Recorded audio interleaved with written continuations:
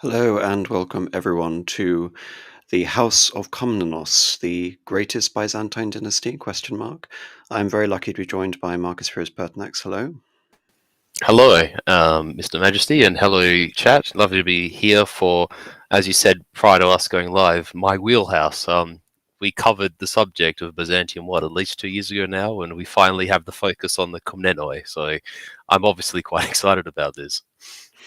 Well, it's interesting. We've covered the Byzantines a lot on this channel. When we were covering this period in Orthodoxy, Autocracy, and Nationality, which is the series that we did covering the whole scope of sort of ancient Greek history to modern Russian history and modern Greek history in the 20th century.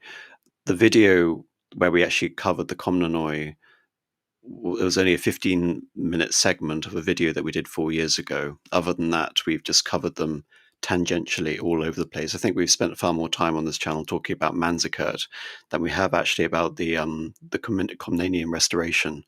But of course, as you mentioned, this is your wheelhouse. In fact, in many ways, this is probably one of your favorite historical topics. So I'll start with you, Marcus. Who are the Komnenoi, the House of Komnenos? Where do they come from, and why should we care? Yeah, so like many great houses of the East Roman Empire, there's always like this sort of, dare I call it, sort of like a mystery or a mythos as to their as to their origins, their genesis. The sort of real highly recognized ancestor that is of any note is one Erotikos, Manuel Erotikos Komnenos, who was a general, I believe, during the reign of Basil II Porphyrogenitos, and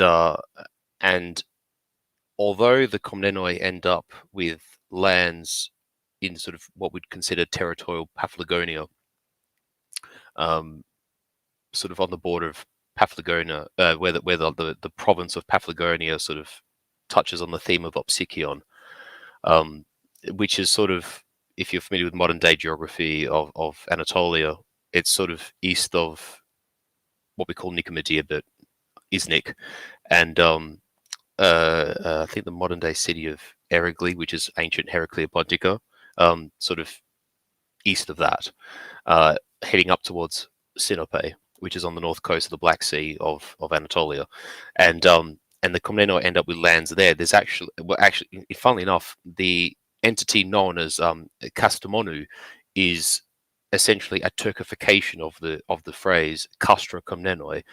This was basically the house of the seat of Komnenoi when they were granted lands in Anatolia, and these lands were held by the descendants of Manuel Erotikos Komnenos. So they were held by who we sort of call John I, of which there's actually quite a number of John Komnenoi throughout this time period, and one Isaac Komnenos, who actually becomes the first emperor only for a brief period between 1057 and 1059, who actually in a very brief time implements some quite critical reforms, but these reforms are not carried on by Nikephoros Botaniates and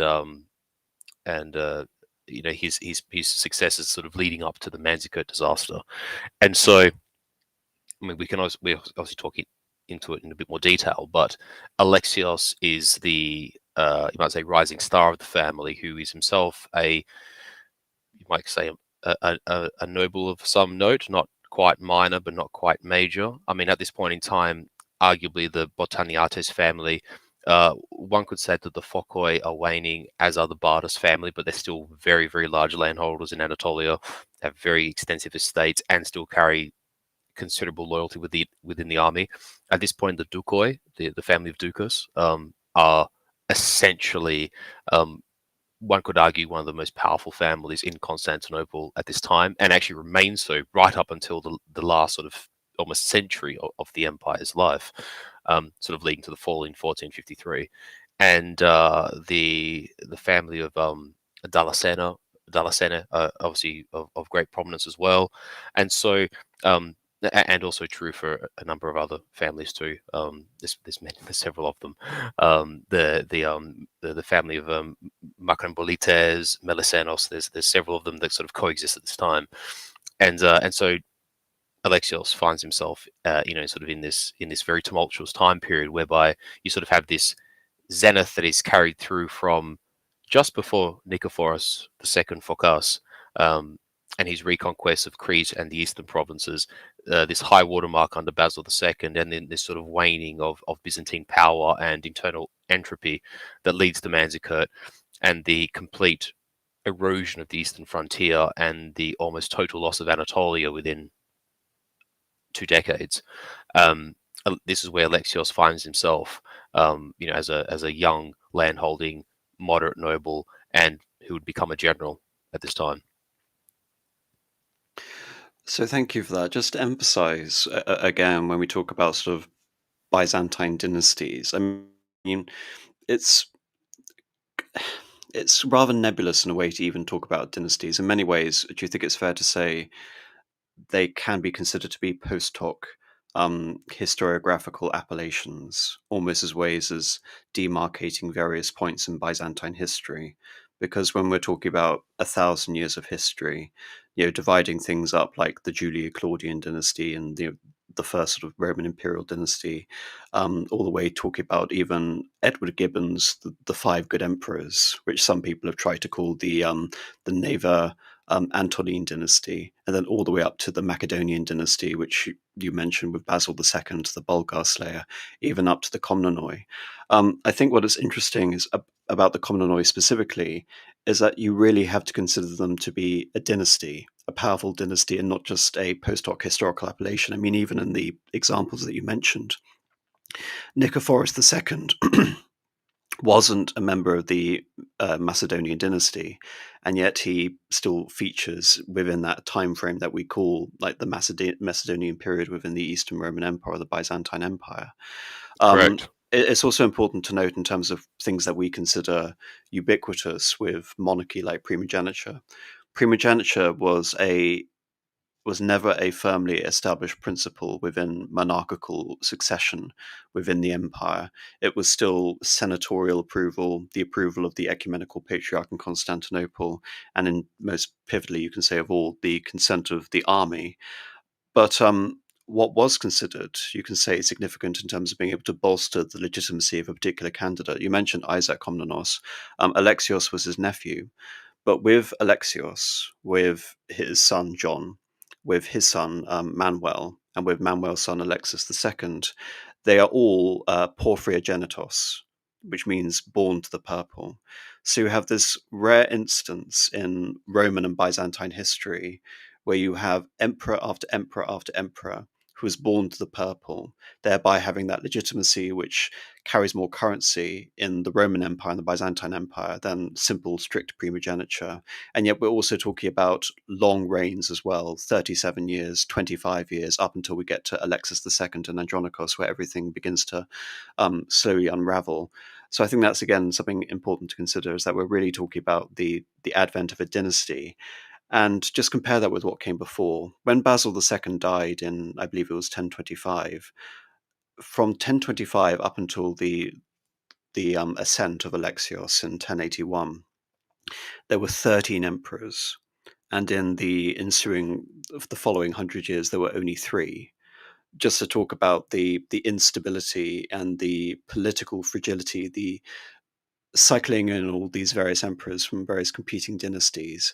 And of course, nothing you can say epitomizes that instability more than the competition between the House of Diogenes and the House of Ducas, when Romanus is captured after the Battle of Manzikert, and then he is deposed by the Ducas family again.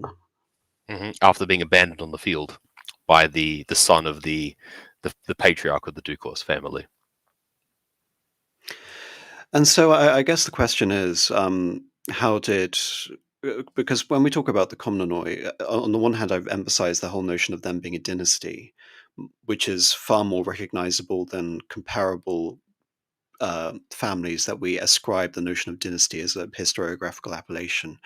But another theme to them, of course, is the historiographical term, the Komnenian restoration. So it's so significant in terms of understanding where the Komnenoi come from, in terms of the disasters that they've inherited. You've already alluded to them, but around the year 1080, when Alexios begins his plot to usurp Nicephorus III, could you describe to everyone really what the state of the Byzantine Empire was, even by comparison to how it had been at the end of Basil II's reign? Yeah, so with the capture of Romanus Diogenes at Manzikert, there's a massive implosion of imperial authority, which under Diogenes, because we have to remember he was in fact captured and essentially forced to marry the empress at the time. Um, so Alexios is in service in this context, and although none of the Komnenoi, to my knowledge, but certainly from what I understand, none of the Komnenoi themselves are actually present at Manzikert and fight nor partake in the battle in any way. Um, Alexios and many of his family, for example, I think he has an elder brother, Manuel Komnenos, if memory serves me correct, which is who his grandson ends up being named after, and his another kinsman of his, Nicephorus Basiliakes, basically are accounted for as being loyalists. So even though Romanus Diogenes is captured at Manzikert, I'm just trying to think of. I've just gone. Oh yeah. His wife is Eudokia Macrobolitissa. So, and then he's he's sort of made to serve the imperial family. But yeah. So Alexios and his brother Manuel and his kinsman Basiliakes, they fight for. Michael Dukas. They then end up fighting for Nicephorus III Botaniates, who then, as we know, in 1081, ends up essentially being the victim of this plot. And the sort of irony is that it's Nicephorus III that gives Alexios his greatest command. He's essentially made commander of the West. We have obviously like this sort of system whereby in the Byzantine Empire, what you sort of have is a grand domestic of the schools, the scholae as they're called, because that's a name inherited from the late classical Roman Empire. And then you have domestic of the East and West, who basically act as like theatre commanders, to use a crude modern comparison. And in order to fight these breakaway provinces in the West, Alexios is made appointed command of these Western forces, because there's sort of a bit of a controversy whereby the man who's responsible for billeting Turkish mercenaries in many of the Central and West Asian cities in Asia Minor, one Nikephoros Melisenios, who is also a kinsman of Alexios but chooses to rebel against the emperor. Uh, Alexios refuses to fight him, so he's deployed west and given command of the Western army by Nicephorus III. And at this point, the empire is an absolute mess. There are a number of minor nobles in Asia Minor who basically rebel in order to protect their estates and the environs of their power base. So, for example, I've just mentioned Nicephorus Melisanos. You have the Grabos, sort of essentially a regime in Trebizond, which is kind of ironic because that's where the Komnenoi will end up later in the timeline. I'm trying to think who rebels in I can't remember if it was one of the Briennios or an offshoot of the Botaniates, but one of them sort of breaks off from modern day, or what we call Smyrna, but modern day Izmir, sort of in that southwest portion of Anatolia. And so much of the thematic sort of surviving elements of the Manzikert force aren't even at the disposal of the emperor. And what the emperor does control is Constantinople and Thrace, sort of the environs that surround the Bosphorus and anywhere like within reach of the city of Constantinople. So these sort of regions around the Bosphorus, we're talking, you know, the provinces of probably Opsikion and Optimaton, uh, Troas, the Gallipoli Peninsula, and sort of its immediate surrounding areas. So Alexios, like I said, is appointed the Western Commander. He's sent west, and his purpose is to actually put down one of these rebellions, which is sort of centered around modern day Thessaloniki, what we would consider sort of modern day Macedonia and northern Greece. And this rebellion was undertaken by one Nikephoros Brenios the Elder, which also has importance because one of his descendants ends up marrying into the Komnenoi family. In fact, Alexius' daughter Anna Komnenos marries Nikephoros Brenios the Younger. And just to reference, one of the most important sources for the life of the Emperor Alexios comes from Anna Komnenos in her monastic imposed exile after the ascension of John, after John Komnenos. So she is a very important historical figure in her own right, and we'll come back to that. So would it be an exaggeration to say that the Byzantine Empire is almost a nonsense at this time? It's on the brink of total collapse.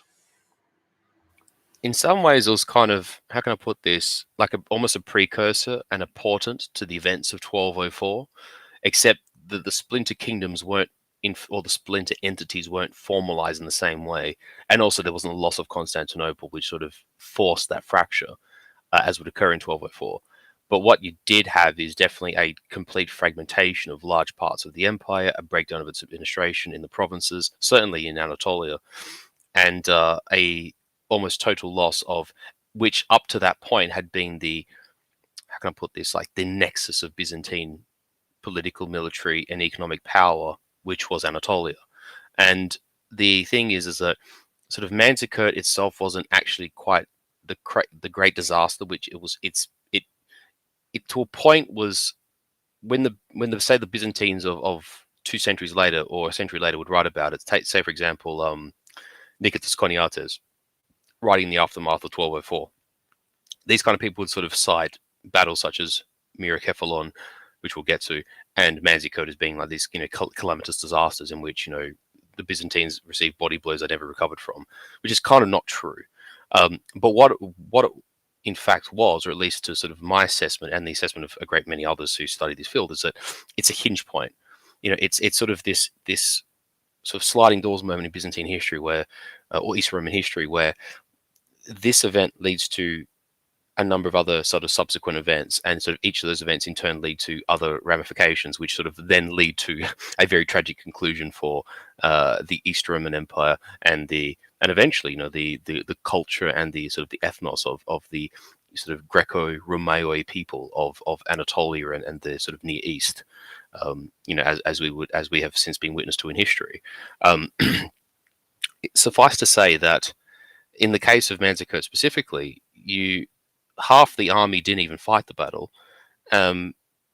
although one of the wings was severely put into flight and another wing basically fought a tactical retreat.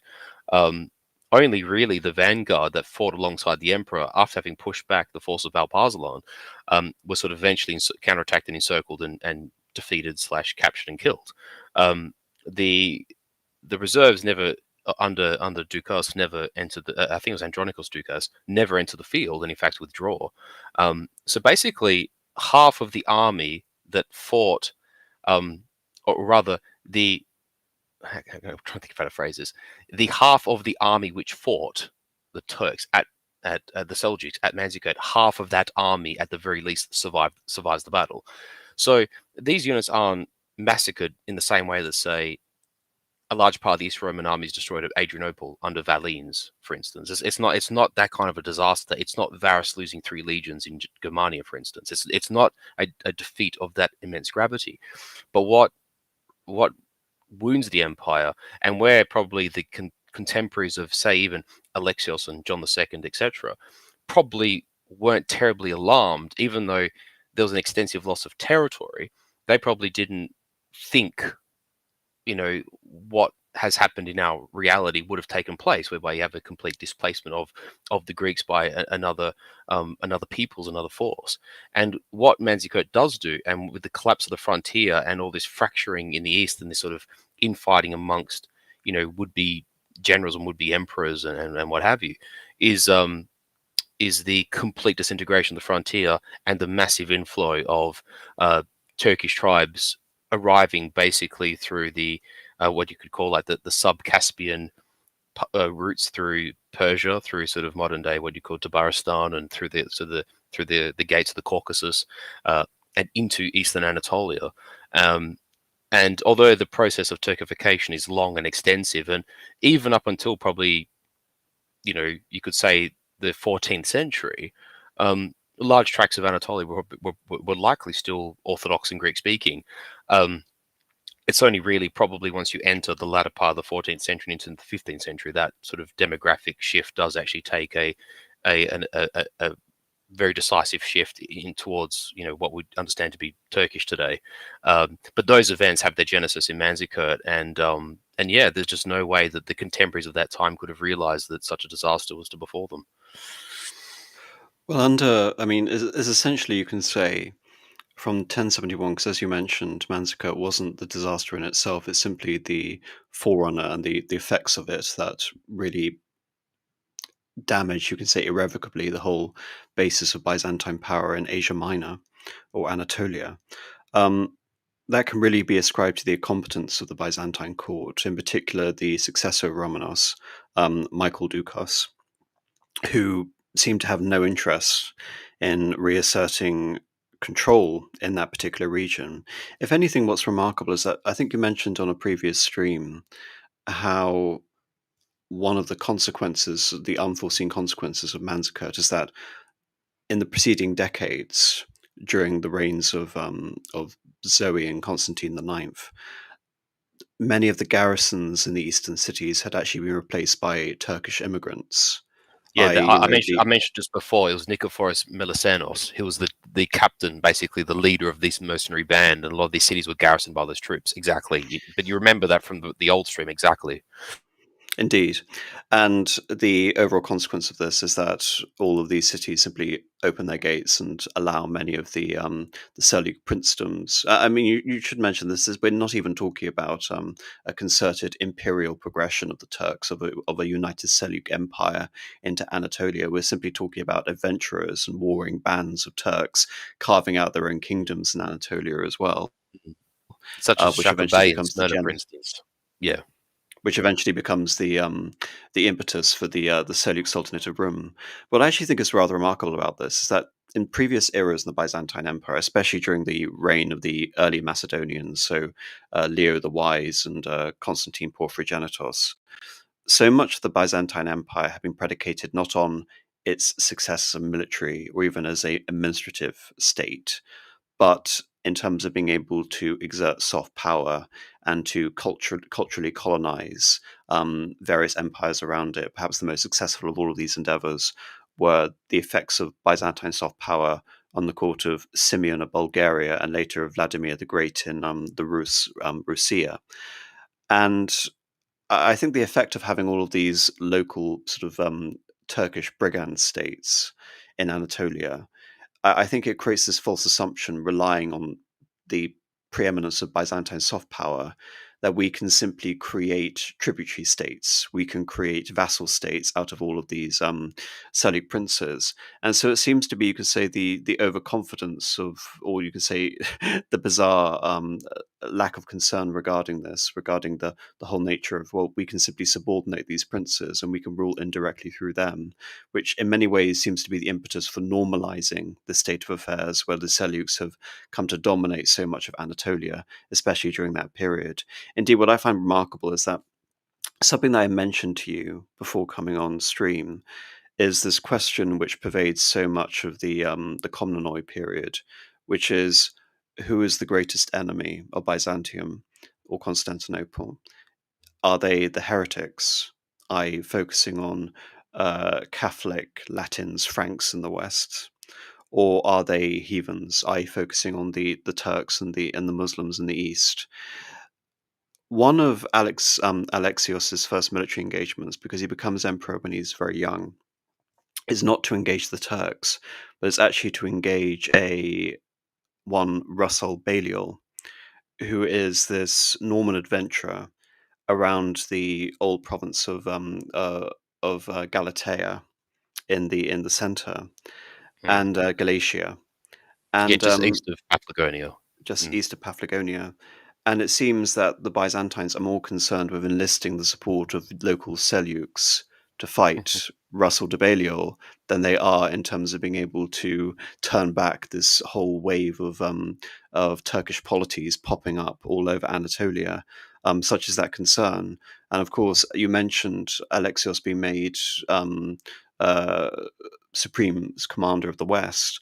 Well, of course, what's his main adversary in the West? We're talking about the Norman Sicilians. The Mm. Normans seem to be as great a threat as the Turks, because you talk about Manzikert, that's the disaster in the east, but the disaster in the west is the fall of Bari and Mm. the southeast coast of Italy.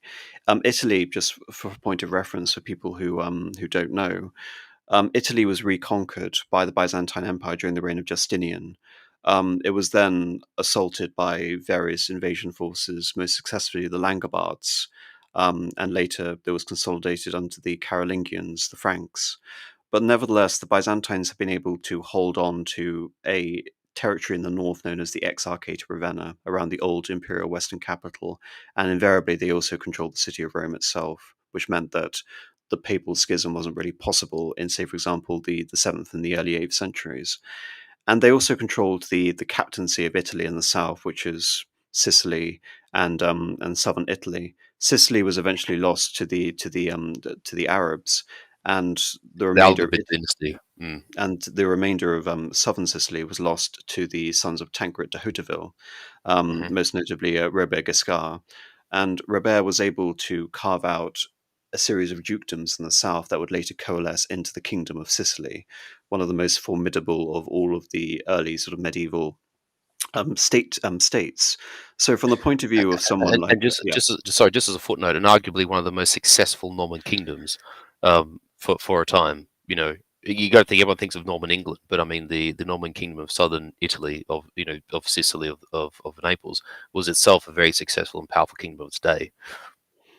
yes, I mean you can look at, say, for example, the kingdom of Roger of Sicily, and you can easily compare it with Henry I's England at the same time in terms of the relative scope and power. Indeed. And we have the Angevin Empire, which is in many senses again a Norman empire in the north, compiling England and parts of Ireland and most of Western France. But the Kingdom of Sicily was significant because of its threat to the Holy Roman Empire, as well as the threat to Byzantium and the threat to the papacy. Invariably, they were either allies or enemies. So this is significant, which is ultimately the greater threat.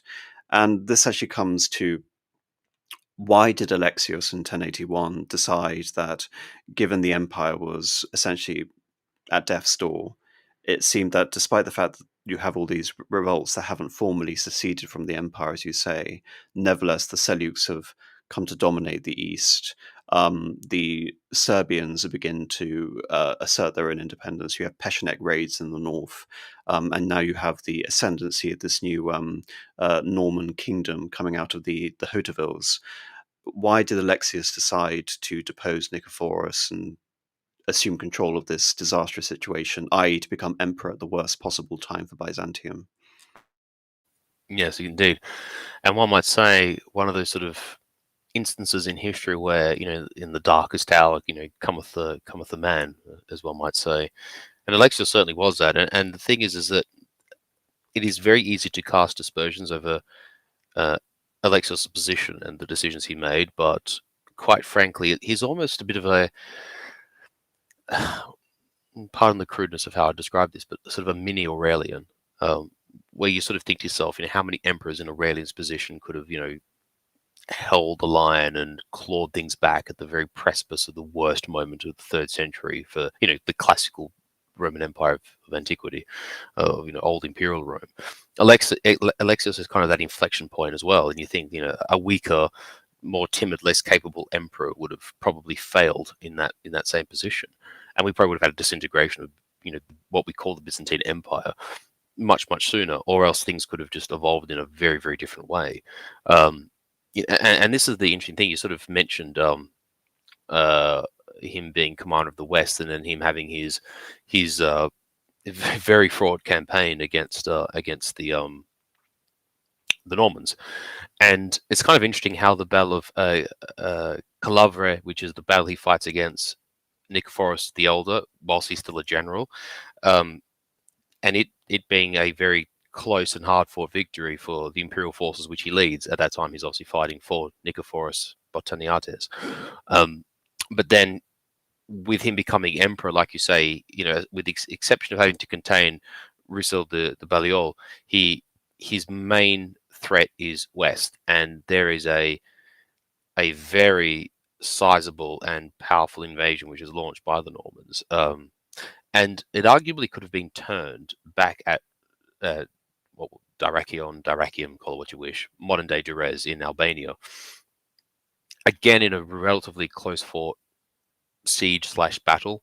And Alexios nearly defeats the Norman host in the very first sort of instance of that very first primary battle. And there's an interesting sort of historical quirk to this battle of Dyrrachium between Alexios and the Normans, and that is a contingent of Varangians are fighting under the Byzantine banner, and Varangians of the time have two origin points essentially. They either come from sort of what we consider like the Baltics, from Scandinavia, the Nordic countries. They would have come from places like Norway, Sweden, and Denmark, and they were Norsemen.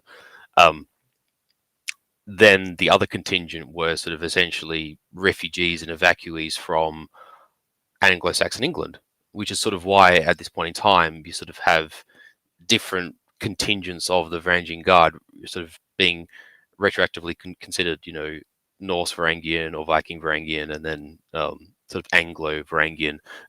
For instance, even like the Greek terminology, the Anglo Varangoi, Anglo Varangians, sort of is used from time to time. However, this first battle of Dyrrachium ends up being quite closely fought, but the Byzantines are defeated in this battle against the Normans, and it's quite sort of an interesting situation whereby sort of Robert and Beaumont do launch their attack against the Byzantine army. The Byzantines counterattack. Actually, it's funnily enough, it's the Anglo-Varangians who, in like a bloodlust, completely throw the, I believe it's the Norman center, or might be the left flank or the center, but they throw the larger part of or one of the larger contingents back.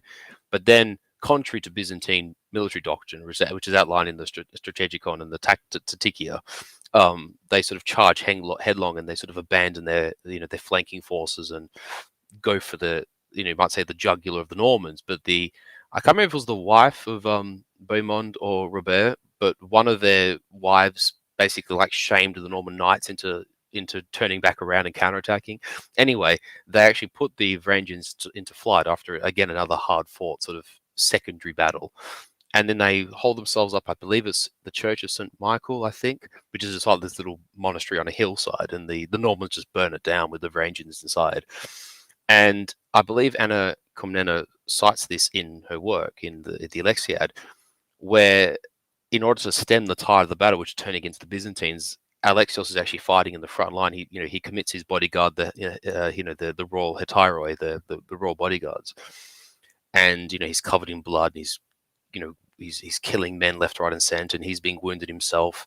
And it's actually his generals. It's I believe it's one of the progenitors of the Palaeologoi, Georgios Palaeologos and Nicephorus Milicenos, who has actually rejoined him at this point as his kinsman. And they have to talk him, basically force his hand to leave the field and keep the army intact. And even though the Byzantines have the larger force, it's 20,000 versus 15, it's a setback and it's a defeat. And as many as 5 to 7,000 Byzantine men are sort of dead on the field, dead or wounded. And at this point, the Normans sort of press forward and they sort of undertake a campaign through what is sort of modern day, what you call sort of central northern Greece, which leads in the capture of Thessalonica in uh, I think it's 1085. Memory serves me correct, and this ends up being quite a a devastating loss for the empire. Um, Even though eventually Thessalonica is sort of quickly retaken, um, there's a series of battles. Like the Byzantines keep, I think there's three of them at Larissa, and there's a second one at Dyrrhachium, and eventually it's only when the Emperor Alexios, of all people, turns to Kilij Arslan of the Seljuk Turks, who ambushes the Normans in their sort of fourth pitch battle and turns them back. And this is going to be a repeated theme, isn't it? The Hmm. having to balance the relations between the Seljuk Turks and the Normans, or writ large, we can talk about the Franks effectively, which is, from the Byzantine point of view, ubiquitous with anyone who takes the Latin right. But of course, Frank referred to mainly the Germans and then the French, Hmm. the successors of the Carolingian Empire. And really, you could Yeah. say, despite the fact that, as you mentioned, almost remarkably, Alexios is able to stymie the advance of the Norman Sicilians into the heart of the empire and threaten taking Constantinople itself. You can say the real deliverance is the death of Robegiscar himself, because I think it's safe to say that had he returned with a more committed force, we could have seen a situation like happened in 1204 with the sack of Constantinople much earlier. And you also have to bear in mind, for people listening, in 1054 we have the Great Schism, whereby the Patriarch of Constantinople and the Pope in Rome excommunicate each other, and there's never been any religious reconciliation since. Hmm. So much of the impetus for the consolidation of the de Hauteville domains, the Sicilian domain, has been in eliminating the vestiges of Byzantine power and Muslim power, Arab power, in the south of Italy. So it's only logical, therefore, to take that impetus that we are the vassals of the Pope. I've received the dukedom of Apulia, of Calabria, of Sicily, and now I'm going to further extend and establish the dukedoms of Corfu, of Epirus, of Thessalonica, of the Peloponnese, and of course of Rome itself. So there was only be a logic at that time, as had existed during the quote unquote sort of Latinocratia in the 13th century, that the Normans should establish an empire in Greece. And why I'm emphasizing this again is that this is the predicament that the Komnenoi will face for their entirety of their rule, because it is the predicament of the Crusades, of all of these Latin Rite Frankish princes coming over, and to be seen to be another Robegiscar, effectively, where they're going to take the opportunity and seize control of Constantinople themselves. So again, it's not just enough to look at Manzikert. You have to look at the Normans, and ultimately, who are going to be the ones to sack Constantinople first? It's going to be the Latins and not the Ottoman Turks, as we see. So from then, we have a unexpected invasion by a group of nomads called the Pechenegs. Basically, they had it's fair to say that they had dominated the Pontic steppe for centuries at that point. And invariably, what Byzantine rulers for centuries had done, all the way going back to like Justinian II, when he was housed in his exile at the turn of the 8th century in the Crimea. Um, the advice given, I think it was by Louis the Wise, to Byzantine emperors when dealing with the diplomatic temperament of all of Byzantium's neighbors, was to pay off the Pechenegs almost at any cost, just endow them with gifts and money and all that. But of course, the problem is with someone like Alexios in his position is that the Byzantine treasury is effectively destitute. Any attempt to raise more taxes is going to potentially result in riots and, of course, mutinies within the army, if he was going to attempt to conscript more men. And so a miracle occurs, effectively, in which the Byzantines are able to take a nomadic adversary of the Pechenegs, the Cumans, ally with them, and achieve I can almost say a victory which is far more crushing than what the Seleuks inflicted on the Byzantines at Manzikert at the Battle of Livonian in 1091. And I think Hmm. it's fair to say that it's only now, so this is 10 years after the usurpation of power by Alexios from Nicephorus III Botaniatis, that his position and the position of his dynasty is finally secure. It has come as a result of this very adroit politicking, balancing the needs of each front, playing the Seleucs and the Normans off against each other, recognizing which one is the greater threat, and ultimately being able to do the same in pitting the Cumans and other mercenaries, the Vlachs, etc., in Romania, um, against the Pechenegs, and being able to achieve this great diplomatic coup. But would you say, even after all of that, that the situation of Byzantium is still incredibly precarious? Yeah, doubtless. So just if I may sort of retroactively correct myself, I did say sack of Thessalonica. No, that was a century later in 1180, 85 or 87. I meant that they captured Ionia, which is the capital of Epirus, and then laid siege to Arta. These are important because after that, so and this sort of is a bit of a, just before I touch on that, I just want to mention this point because a lot of people sort of use the word Byzantine referencing diplomacy or bureaucratic in a pejorative sense, and maybe to some degree that's valid. But there's also a craftiness to Byzantine diplomacy management, and one of the great examples of this is that once once Alexios suffers his defeats at the hands of Robert, he in fact induces the Holy Roman Emperor at this point. Henry the Fourth, if memory serves me correct, he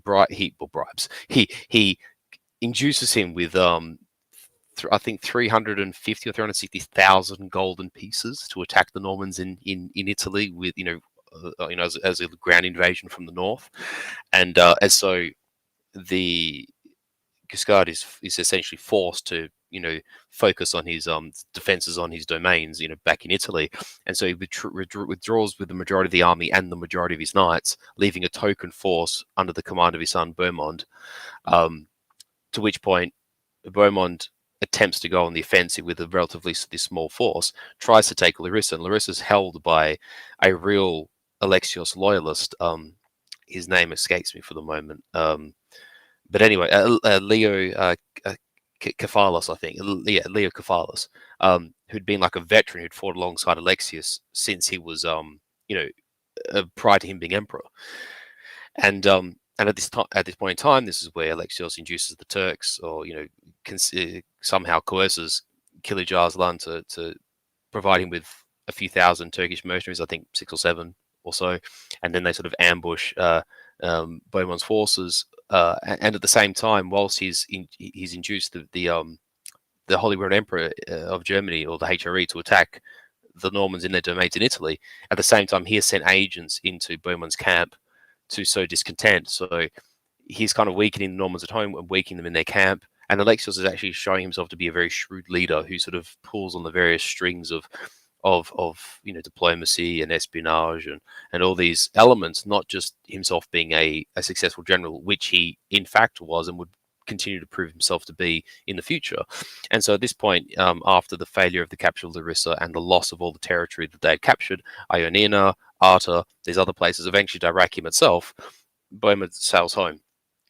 However, as you say, and even though, sorry, just to buttress the point about Lavudnion, whilst at this point, this sort of nascent Komnenoi Byzantine Roman Empire is able to stabilize itself, certainly internally, and able to sort of see off the most how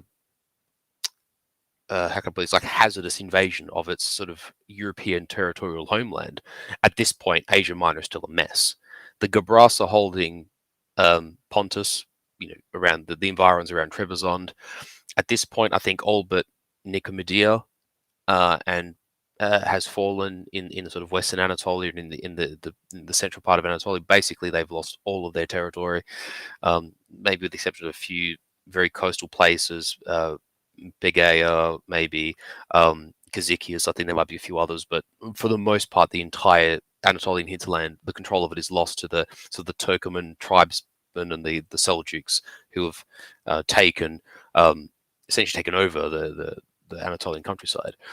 And And so this sort of ends up. You mentioned about despite, or rather, you mentioned the Great Schism, and despite that actually having occurred within living memory of these people that forget, um, Alexios, this series of events and this particular circumstance ends up sort of creating the impetus for, you might say, the First Crusade and the Council of Clermont and the actions of Pope Urban.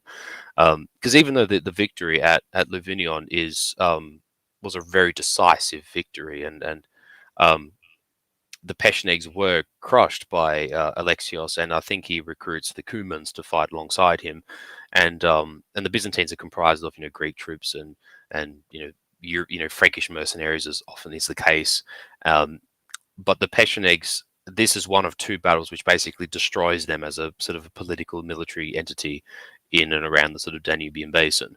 Um, but Well, even after, to call them a political entity, I mean they're more of a horde. We have to true, sort of true, yeah, understand that when they go on offensive, it's not to conquer, it's to raid, and often invariably correct, they correct. bring the entire host of families with them. So Mm, one decisive defeat in the field, it's like what we see with early sort of Roman campaigns, like with barbarian mm. migrations. It results in the Um, elimination the of the Bracte, group, for and instance, yeah. yes, and so the Kuman Kipchaks eventually come to insert themselves in the Pontic steppe, and to the point actually that modern Romania is actually known as Cumania at various points during the medieval period in terms of their Mm, total supplantation by this new tribe. I just want to emphasize again just 2 points you bring up regarding the alliance with the Holy Roman Empire.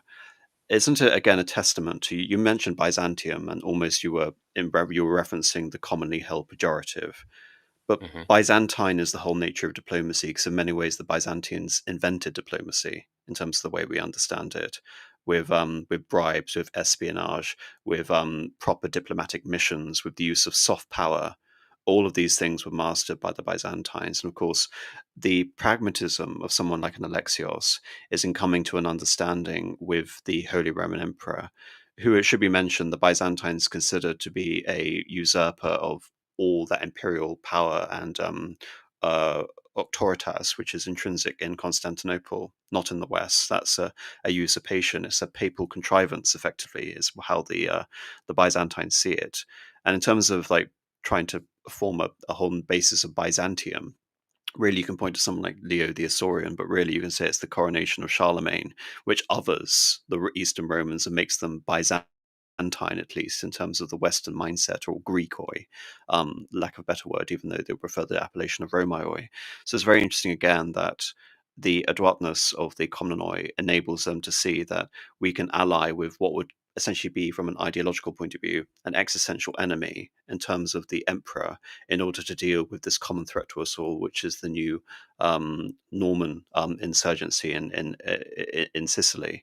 Another important thing, and you can almost say that again, is a papal contrivance to get at both the Holy Roman Empire and the Byzantine Empire. Another point to mention is that the tragedy of someone like an Alexis Komnenos is, despite the fact that the victory of Livonium was so decisive and crushing, if in any ways it was, you can say it was a surprise attack in 1087. It wasn't something that the Byzantines had necessarily anticipated. They had simply been subject to raids. They weren't expecting tens of thousands to come at that particular time, but of course they would, given the inherent weakness of the Byzantine Empire. So even though the victory was decisive, it was the least important of all the strategic theatres. I think that's fair to say. And then you come back to what was going on with the Seleuks and the fact that the situation in Anatolia had basically collapsed. Um, by the 1090s, I referenced the fact that it seemed that the Byzantine situation, the Balkans at least, had stabilized with the victory at Livonion and the death of Robegascar. The Seleuks moved their capital to Nicaea. And what does that indicate? It indicates that the Turks were now no longer interested in carving themselves up their own independent sort of fiefdoms in Anatolia. They wanted to take Constantinople, as of course the Arabs and many other political entities had before them. In the same Certainly way the that, Persians before them. Mm, yes, and indeed on the Western Front, the Bulgarians had as well, and possibly mhm. Robegascar may have tried had he got that far and not stalled in Western Greece. And this gives the impetus for a series of negotiations. I mean, you also mentioned, we both mentioned the Great Schism. The whole notion of it being irrevocable at that time wasn't obvious to contemporaries in the way that it is now. throughout the preceding centuries, popes and patriarchs had excommunicated each other. The distinction between East and West was obviously theologically in evidence with the Filioque, but it was most in evidence with the difference in mass rites between the Latin Rite in the West and the Eastern Rite, or the Slavonic and the Greek rites in the East.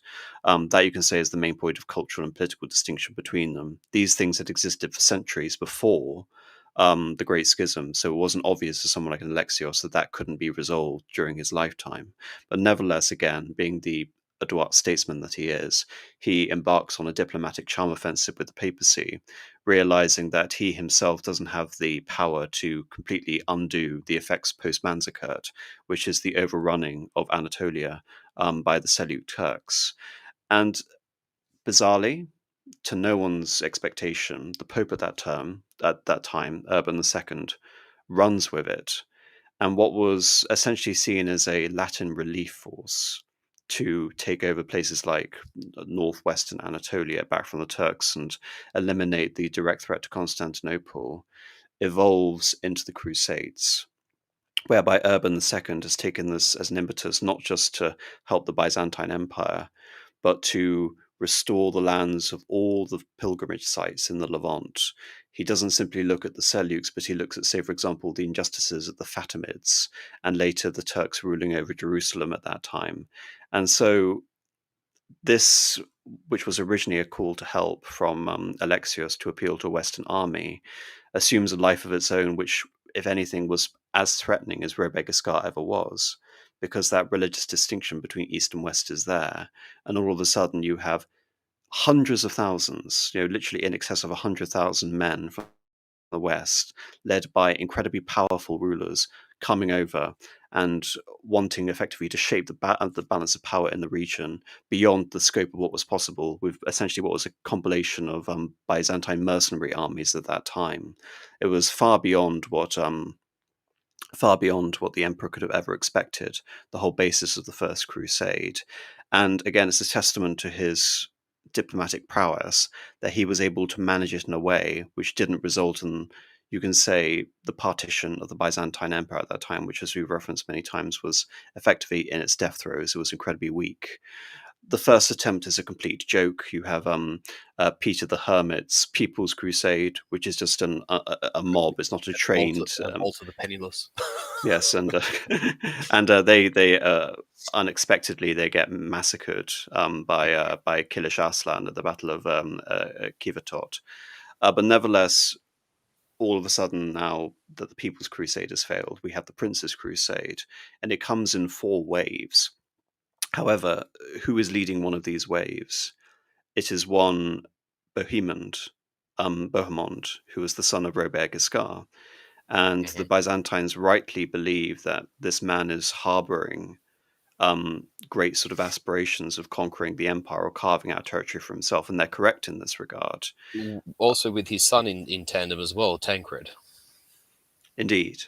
And the way Alexios basically manages the situation, he doesn't want to have a situation where, like we saw with Rousseau de Belial, which is, you have to basically see that Rousseau de Belial is Alexios's baptism of fire when it comes to his own military career. He doesn't want to see the Rousseau de Belial situation writ large, whereby we have all of these Latin princes carving out domains in what was up until very recently Byzantine territory. So he invites all of these princes, he wines and dines them. Inevitably, you have some instances where villages around Constantinople are being raped and pillaged by these knights, because, of course, we're talking about medieval levels of discipline here. We're not talking about modern professional armies. We're talking about basically a series of international groups, many of which have been drawn to the idea of crusade due to the idea of crusader, taking the cross, the remission of sins. That doesn't preclude them from looting and murdering other Christians upon the way, because many of them are mercenary adventurers, basically embedded in that whole nexus as well. But nevertheless, in each case, despite all of these potential setbacks, and anything, again, you can say in the hands of a lesser ruler, it could have easily resulted in a Fourth Crusade situation back in 1096 to 1101. But nevertheless, in each situation, with the exception of Raymond of Toulouse, who's the most powerful of all of these nobles. He's the ruler of the Languedoc, the territory in the south of France. The emperor, Alexios Komnenos, is able to force these rulers to respect Byzantine territorial integrity, i.e., their rights to claim over Anatolia, and of homage to the emperor. So they have to essentially go through a double homage, one to the Pope in Rome, who has officiated over this crusade, and to the Byzantine emperor. And so, in spite of the Great Schism, the emperor is still able to make these demands of feudal fealty among these Western princes who have come across. And to his own surprise, I think it's fair to say, Marcus, they succeed. By 1100, they have taken Antioch, and they have taken Jerusalem. The main, you can say, qualifier against all of this is that Bohemond decides to take the city of Antioch, which had been reconquered by the Byzantines during the reign of Nicephorus II, which you mentioned earlier during the 10th century. And it's this, you can say, creates a nexus of issues around the competing Crusader versus Byzantine claims in Anatolia, because Antioch borders Cilicia, which is a very important strategic territory for the Byzantines. They then go off and expand into Protects Edessa. the, I was going to say, protects the Taurus Kilikian gates, Yes, essentially. exactly. So on the one hand, you can say it's a great success, but it is qualified in the way that there are still these competing claims between the Frankish princes, who have now set up their Crusader states and kingdoms. Indeed, if you look at the situation in Jerusalem and the territorial viability of Byzantium going forward, but nevertheless, such has been so successful that Alexius has been able to establish Byzantine control over many cities, encompassing most of the coastline of Anatolia. Yes, and you might say the western third, or certainly quarter, but the western third of Asia Minor, sort of proper. Um, much of the what you might consider Ionia, to use an ancient word, or in more sort of common, more recent terminology, the theme of Thrakesion, and the sort of the western elements of Pisidia and Phrygia are reincorporated back into the empire and direct imperial control. Um, Essentially, the forces of Butamites and Tatikios are following the path of the Crusaders, and sort of the Byzantines, whenever they took a city or a castle or a stronghold, would billet it with their own troops, and they would follow the Crusaders as they travelled eastwards through Anatolia. What's kind of curious is that I think on at least two, possibly three occasions, Iconium, modern day Konya, is reconquered, at least two or three times, but in each instance, the Byzantines are unable to hold it. And Iconium ends up being sort of like the cancer, the metastasized cancer within Byzantine Anatolia, by which the Seljuks and other later Turkish beyliks end up coalescing around, and then sort of from there raiding deeper and deeper progressively into Byzantine territory as time goes on.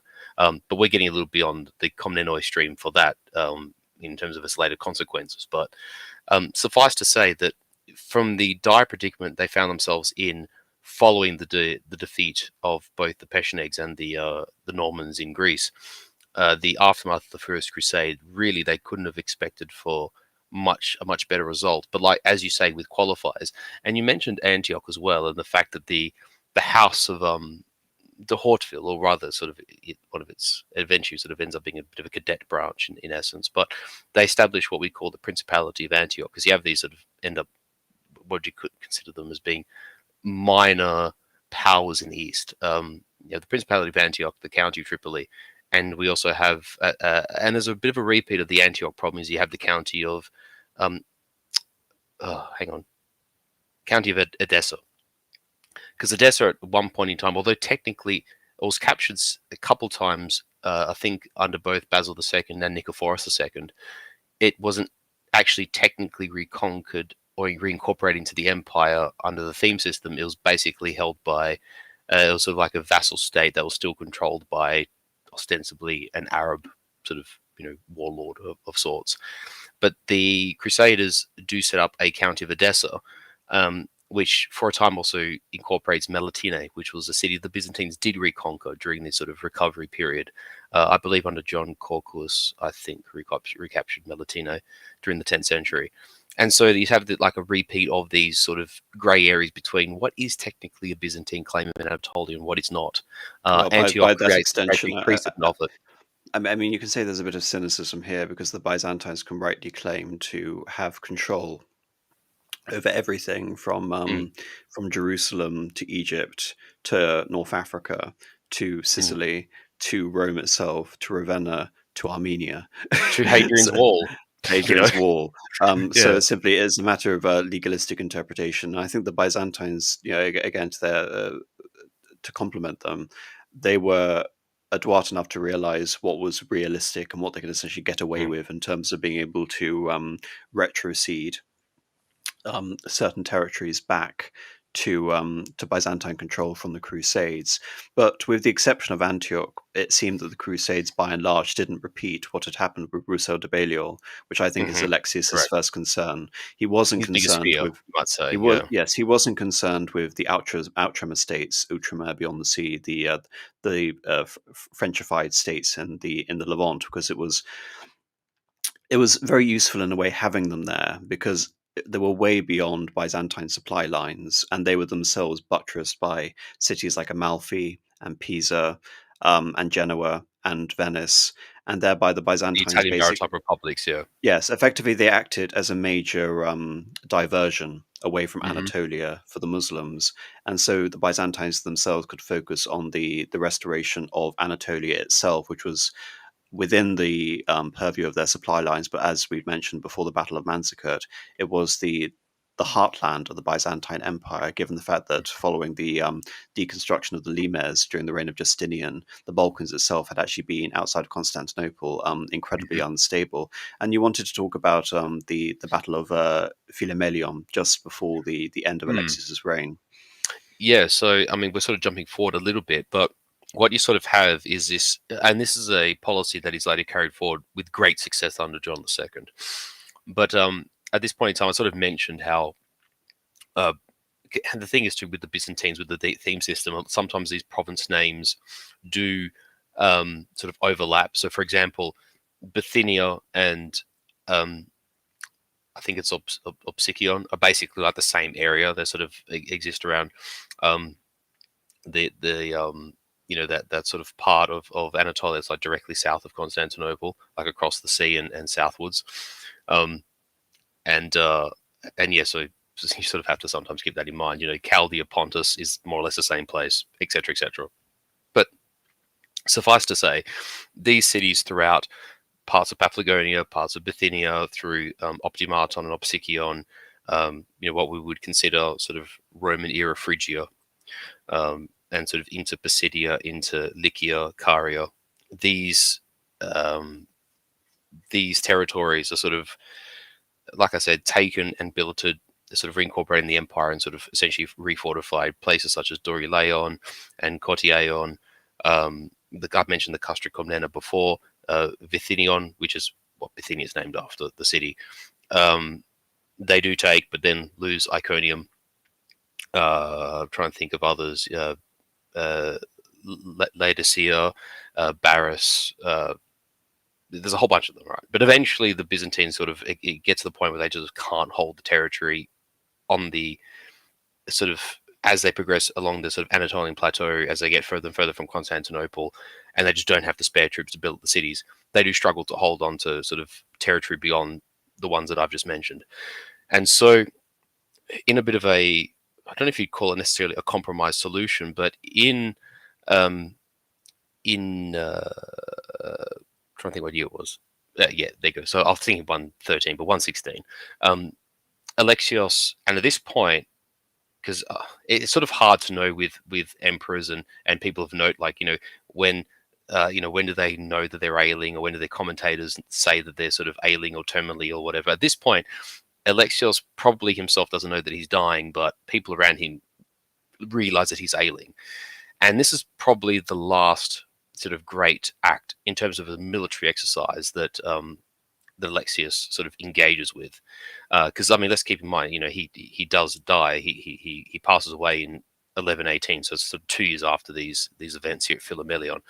Now, Philomelion is a modern-day Turkish city of Akşehir, which is sort of would have lain just beyond sort of this territorial limit that I'm describing on the Anatolian plateau, and he marches from Constantinople with his imperial tagma, and he's sort of collecting thematic troops. What at this point is at least a partially reconstituted themata. So these sort of thematic troops from the northern parts of Anatolia joining the army as he marches, basically south of Chalcedon, which is sort of on the Asian side of what was Constantinople. And he bases his army at a place called Lepadion, marches through Nicomedia, picks up forces, marches through Nicaea, picks up more forces, and then sort of basically beelines it for this place called Philomelion. And at this point in time, you still have, this trickle of Greeks evacuating sort of the inner portions of Anatolia, and it's certainly not all of them, because as we know, like even in the 20th century, there is still a contingent of Cappadocian Greeks, for instance. So, not everyone leaves just for the sake of the discussion. But there are trickles of Greek refugees and Greek, you might say, Byzantine patriots who sort of, would leave their homes to sort of be part of the empire again, and seek residence in places such as Nicaea or in Constantinople itself. And so he marches for Philomelion. And what's actually kind of interesting here is that, and it's mentioned in the Alexiad primarily, but it's in other sources as well, is that in essence, Alexios, through all of his combat experience, having fought, the civil war, the aftermath of Manzikert, having fought to some degree alongside Turks, having fought the Pechenegs and the Normans, etc., he marches. He sends what is essentially now a rebuilt Byzantine army into the Anatolian plateau and fights in a very unique fashion. And from what I can make of it, in essence, he's sort of taken inspiration from sort of various aspects of Roman doctrine in combination with his own combat experience. And his army, either at a macro scale, or at least his army fights in contingents at a more micro scale like this, where the troops are basically in these sort of semi-hollow squares, whereby lined by spearmen, sort of as you can imagine, trying to think of that formation that they use in Napoleonic times, like the hollow square formation, right?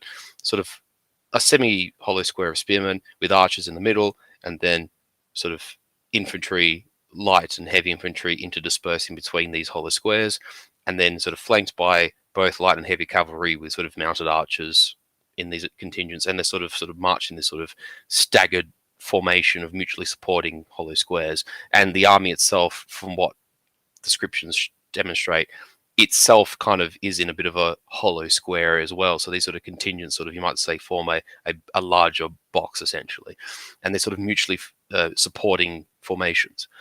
And the Turks have no idea how to fight this formation, and Alexios very sort of diligently and very cautiously, but in an unrelenting way, marches his way through past the frontier into Turkish territory, makes it to Philomelion, and essentially, I use the word forces lightly, but he does he was aware that there was a Seljuk army in the area, and at this point, Kilij Arslan is I believe dead, so it's now Malik Shah who's the leader of the Seljuks in who are based in Iconium at this point, and they keep trying to sort of penetrate the Byzantine sort of formation, just have no luck with it. But eventually, the way sort of Alexios controls the battlefield, he sort of induces Malik Shah to attack, because essentially, if Malik Shah doesn't stop the Byzantines here, he'll march on Iconium. But the Turkish force is put into flight, and in fact, under a contingent, funnily enough, led by Nikephoros the Younger, the husband of Anna Komnena, counterattacks and butchers a whole number of Turks, and Malik Shah himself narrowly escapes capture. He's almost killed on the battlefield. And even though the Seljuks do regroup after the battle in the day and actually attempt a night attack on the Byzantine camp, they are sort of once again pushed back with minimal Byzantine loss. And at this point, Malik Shah retreats, he actually heads back to Iconium, but Alexios sends him a proposal for peace, because essentially what Alexios's aim was to consolidate the territory he held. Whether he knew he was dying or not is another matter, but at the very least, by destroying the greater part of Malik Shah's fighting forces, he was able to buy the Byzantines critical time, which is what he does achieve. And he weakens the army of Malik Shah, stabilizes the frontier, proves essentially this new fighting force is effective and it works, because he's also marching with his son, John to Komnenos, and and really puts the empire in a strong position for his son's succession 2 years later. And it's an important thing also for the Byzantines, because for the longest time they felt as if this Turkish host was nigh unassailable.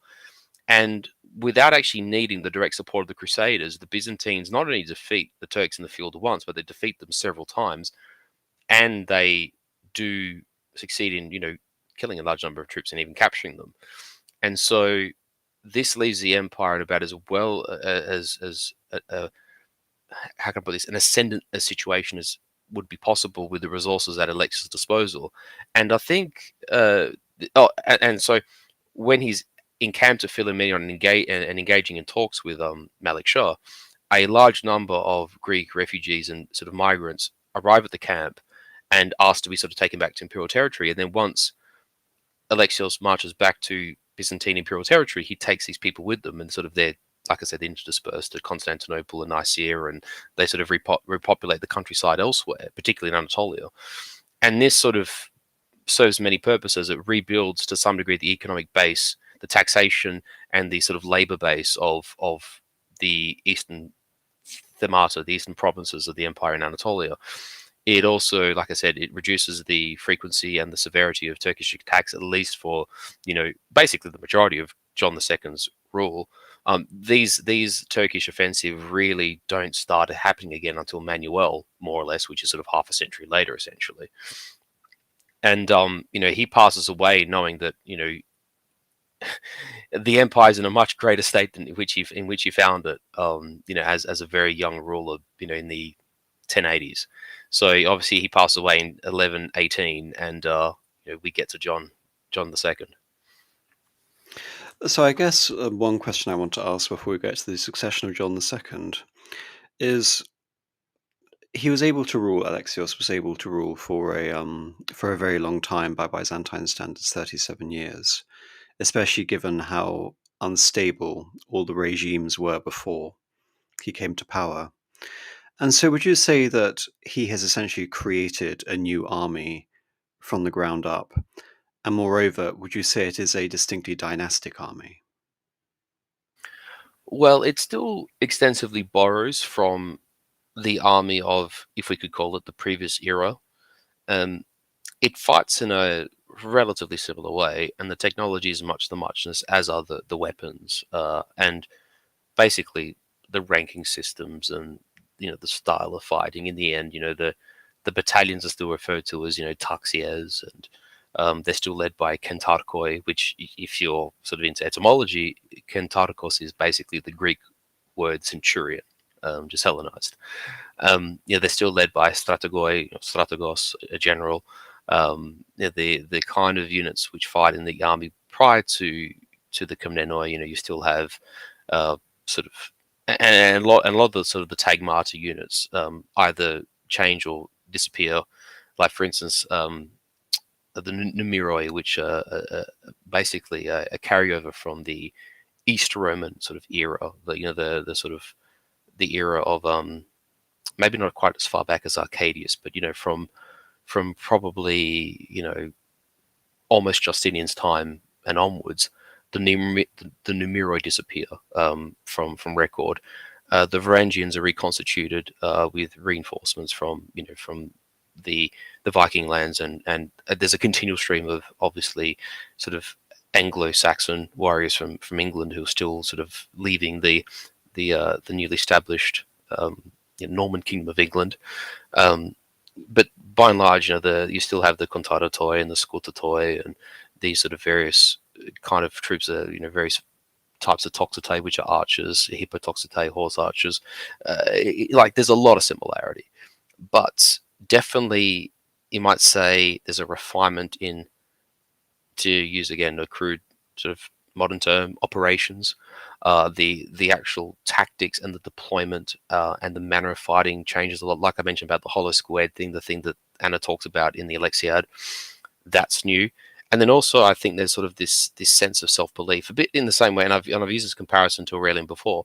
The Romans believed that they could win again, and I think Alexios and under John especially, they proved to themselves that they can be victorious in the fields again. That they're not sort of hapless in the face of the Normans and the Turks, and no matter where they are, they just if the Varangian and the Hertyroi fold, then the army's hopeless and put to flight.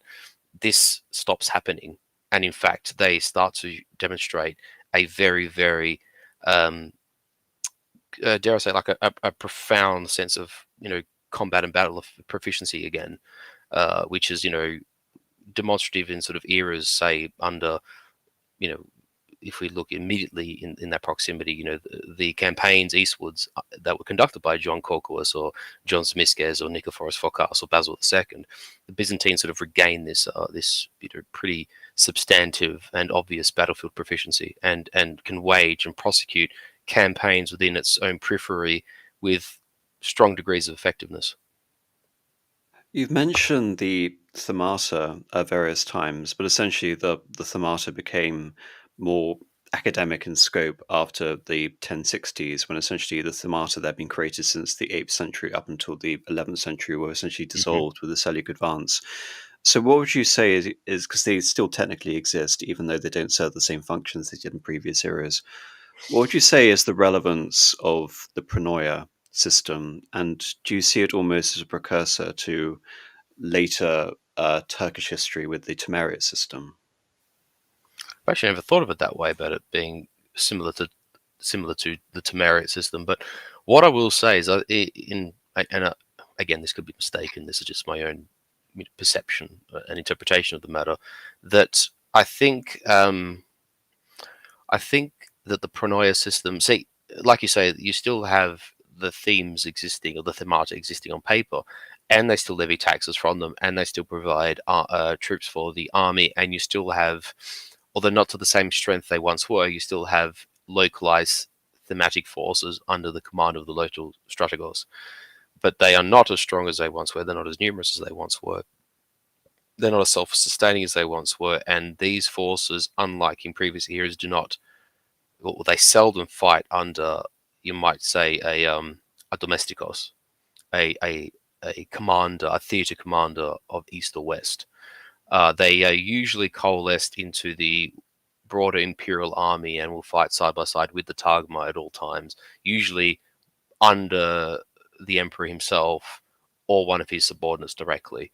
Uh, Generally, if there's one transition from sort of pre and post Manzikert or pre and post Alexios Komnenos, is that the idea of generals, and I've mentioned them before, but John Corcoras, Nikephoros Phokas, Bardas Phokas, whoever, marching eastwards and capturing, Melitene or um, Tarsus or Edessa or whatever, are mostly, by the wayside. Now it's emperors and members of the imperial family and his close court, under the supervision of the emperor directly, who are sort of conducting campaigns in a far less autonomous fashion, and usually reinforced with a greater, degree of sort of participation by the imperial tagma, the centralized army at Constantinople.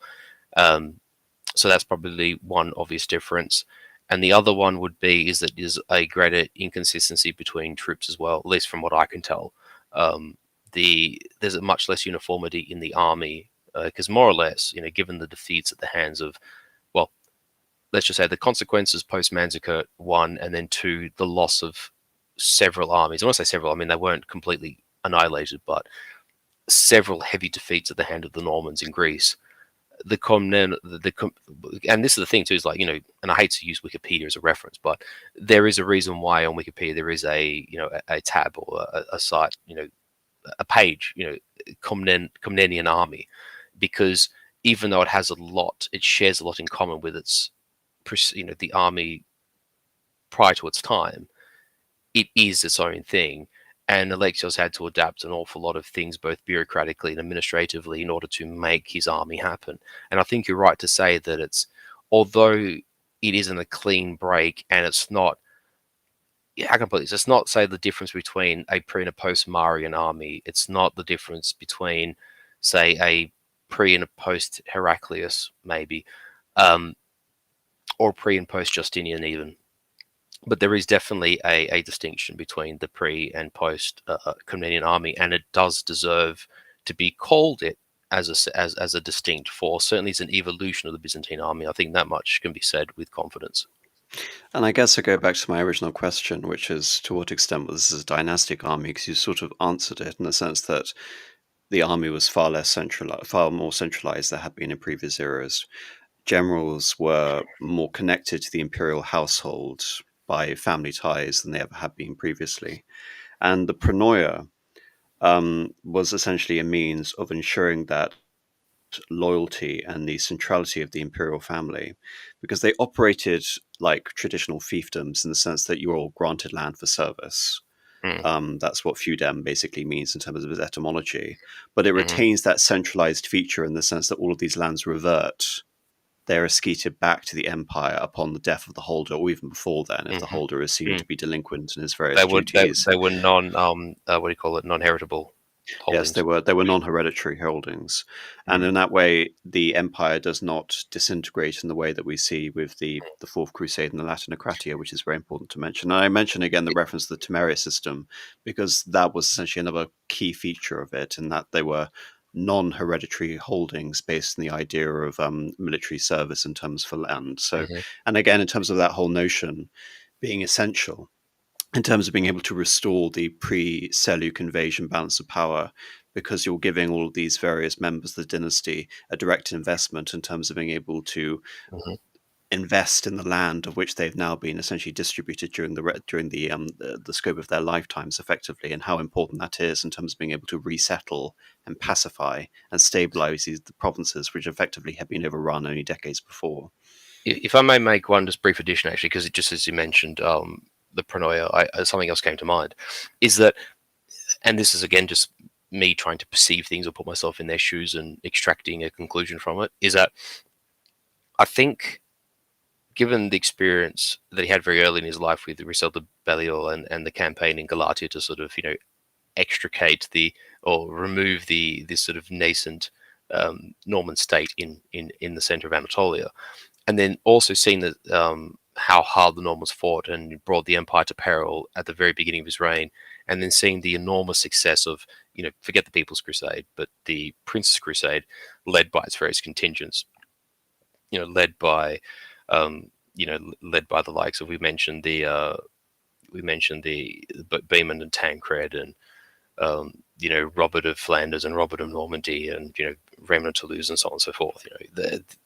The number of times in which either the Crusaders themselves are either surrounded or, you know, almost on the brink of annihilation, whether it's Arabs or Turks, and they hold out under the most astonishing of odds, or if there's some kind of sally or counterattack, or a relief force, and it's a handful of knights, it's 150 knights, it's a charge down the hill with 20 picked men or something, and the Crusader Knights just score success after success after success. And I think you got to think with alongside the Crusader army, like I said, was marching the force of Butamides and Tatikios, and they would have been reporting back to Alexios, of course. I mean, information was one of the great things that the Byzantines did. You might say they sort of were the forebears of modern espionage in that sense. And a good source on that is Edward Luttwak and the Byzantine grand strategy, which I constantly say to people: if you want to understand the empire and its military history and its diplomatic and statescraft, that is the book to read. Nonetheless, the point I'm trying to make is that as a result of all this collective experience and observation, I think Alexios would have seen a logic in, with the Pronoia system, is that whether they were Greeks or Romaioi, or in fact perhaps Franks, Western Latins, whatever, if they could be given a fiefdom and an area to protect, and a contingent of soldiers to fight alongside them, a retinue of sorts, if you want to use the word, and they could be used as a supplement to the themata, which at this point, like I said, Anatolia had been overrun, they were rebuilding the themata. they were not at any kind of comparable strength to what they were. And I sort of alluded to that in terms of the themata being at various strengths and not being particularly uniform and a bit hodgepodge, if I may use an English term. Um, the the uh, the thing I'll say is that, to my mind, is that integrating the pronoia into that would be a very convenient way of sort of reinforcing that system, of strengthening that system with, dare I say, a parallel system. So for a time, certainly probably leading up to 1204, there is a, dare I say, a coexistence between the old themata, because the themata exists post 1204, but it's a totally different. Well, it's not totally different, but like the system operates at an entirely another level of degradation and dilapidation. But between Alexios and definitely the Angeloi dynasty, there is a coexistence between Pronoia and the sort of older themata system, and and to my mind, I think it would have been something that Alexios wanted to incorporate, where he sort of learnt that off the Western Latins and probably saw its advantages, or rather saw that the advantages it would confer would outweigh whatever, you know, negative aspects it would be. That's just my take, though. So I guess this comes to, I mean, unlike what we saw with Basil II, the great Bulgar slayer, the man who was able to reconsolidate Byzantine control over the Balkans a century before, after his death and the death of his brother Constantine, the empire became dominated by Empress Zoe, his niece. And this almost happened again, very nearly, with the ascension of John II, Komnenos, the Beautiful. And I want you to go into why he has that epithet specifically. Because Anna Komnenos had married, you mentioned, a member of the Bryennios family. Nicephorus the Uh, Younger, yeah. yes, Nicephorus the Younger. And Anna Komnenos, being the eldest child of Alexios, believed that she had a right to claim the throne as Zoe had a previous century ago. And being half And of the cast, who could blame her? fair enough. And with the Bryennios claimant as well, it seemed as if that was going to happen. There were various attempts to assassinate John, one at the funeral of Alexios. There were various attempts to poison him. And what is remarkable is that when he became aware of this conspiracy, and this is going to set the tempo for the rest of his reign, he does not engage in the traditional vendetta that so many other previous sort of politicians and emperors engaged in when confronted with a coup d'etat or a conspiracy, which was to blind, mutilate, and sequester all of the members of the conspiracy, if not outright execute them. Instead, he shows remarkable clemency to everyone involved, including his sister, who, it should be noted that later in her own writing, shows a remarkable level of self awareness in terms of understanding that her own downfall and the nature of her exile was so very much brought on. But of course, Mhm, she represents this remarkable afterlife and the fact that she is one of the foremost chroniclers of Byzantine history in terms mhm, of writing the Alexiad and the principal source for her father's reign. But now we mhm. have the reign of John Komnenos. Yep. Sorry, just before we move on to that, just as a quick point, let's also let's not forget too that in that attempt on his life, like you say, for her to usurp the throne and place her husband on the throne at the expense of John II, Nicephorus the Younger, her own husband, actually turns in her plot to John himself and remains a loyalist. And he retains his military command afterwards, which is an interesting, like you say, it does reflect John's clemency in a very, very great aberration from the usual trajectory of these Byzantine sort of conspiracies and plots, etc.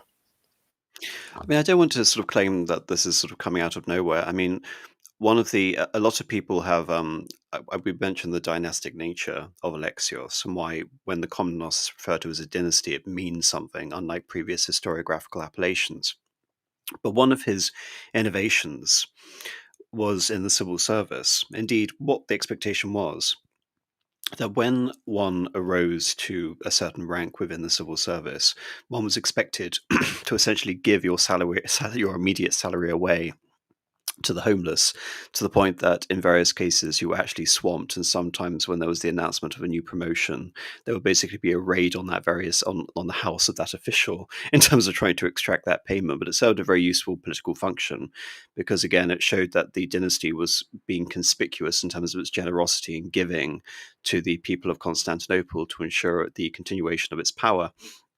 One of the various reasons as to why the reunion of the churches wasn't possible during the reign of Alexios and indeed under John II is that they were theological sticklers. They were devout in terms of their own orthodox set of beliefs. And John II is very much the inheritor and the exemplar of this. I mean, I've compared him on a previous stream to a Byzantine equivalent of St. Louis. Louis IX of France, in the sense that so much of Byzantine political power and soft power is built on the conspicuous generosity and overt wealth of the dynasty, not just in terms of being able to appease domestic sentiment, but in terms of also being able to, you can almost say, invite inadvertently all of the neighboring powers of Byzantium into a state of pseudo vassalage, as if Byzantium were the European equivalent of the Middle Kingdom, which in many senses they did consider themselves to be such that be exactly that. But he does away with this. He does away with the excessive dependency on members of his own family, perhaps again out of political expediency, but again more in favour of a professional civil service. And he's more than prepared to admonish the corruption of all of those around him. And he himself sets an example of personal austerity and piety, which continues throughout the entirety of his reign. But his greatest success, as you've mentioned on various other streams, is his military record. The fact that he starts campaigning with his father, and he remains first and foremost a soldier. And at one point, it seems that he's prepared almost to completely reverse the effects of Manzikert.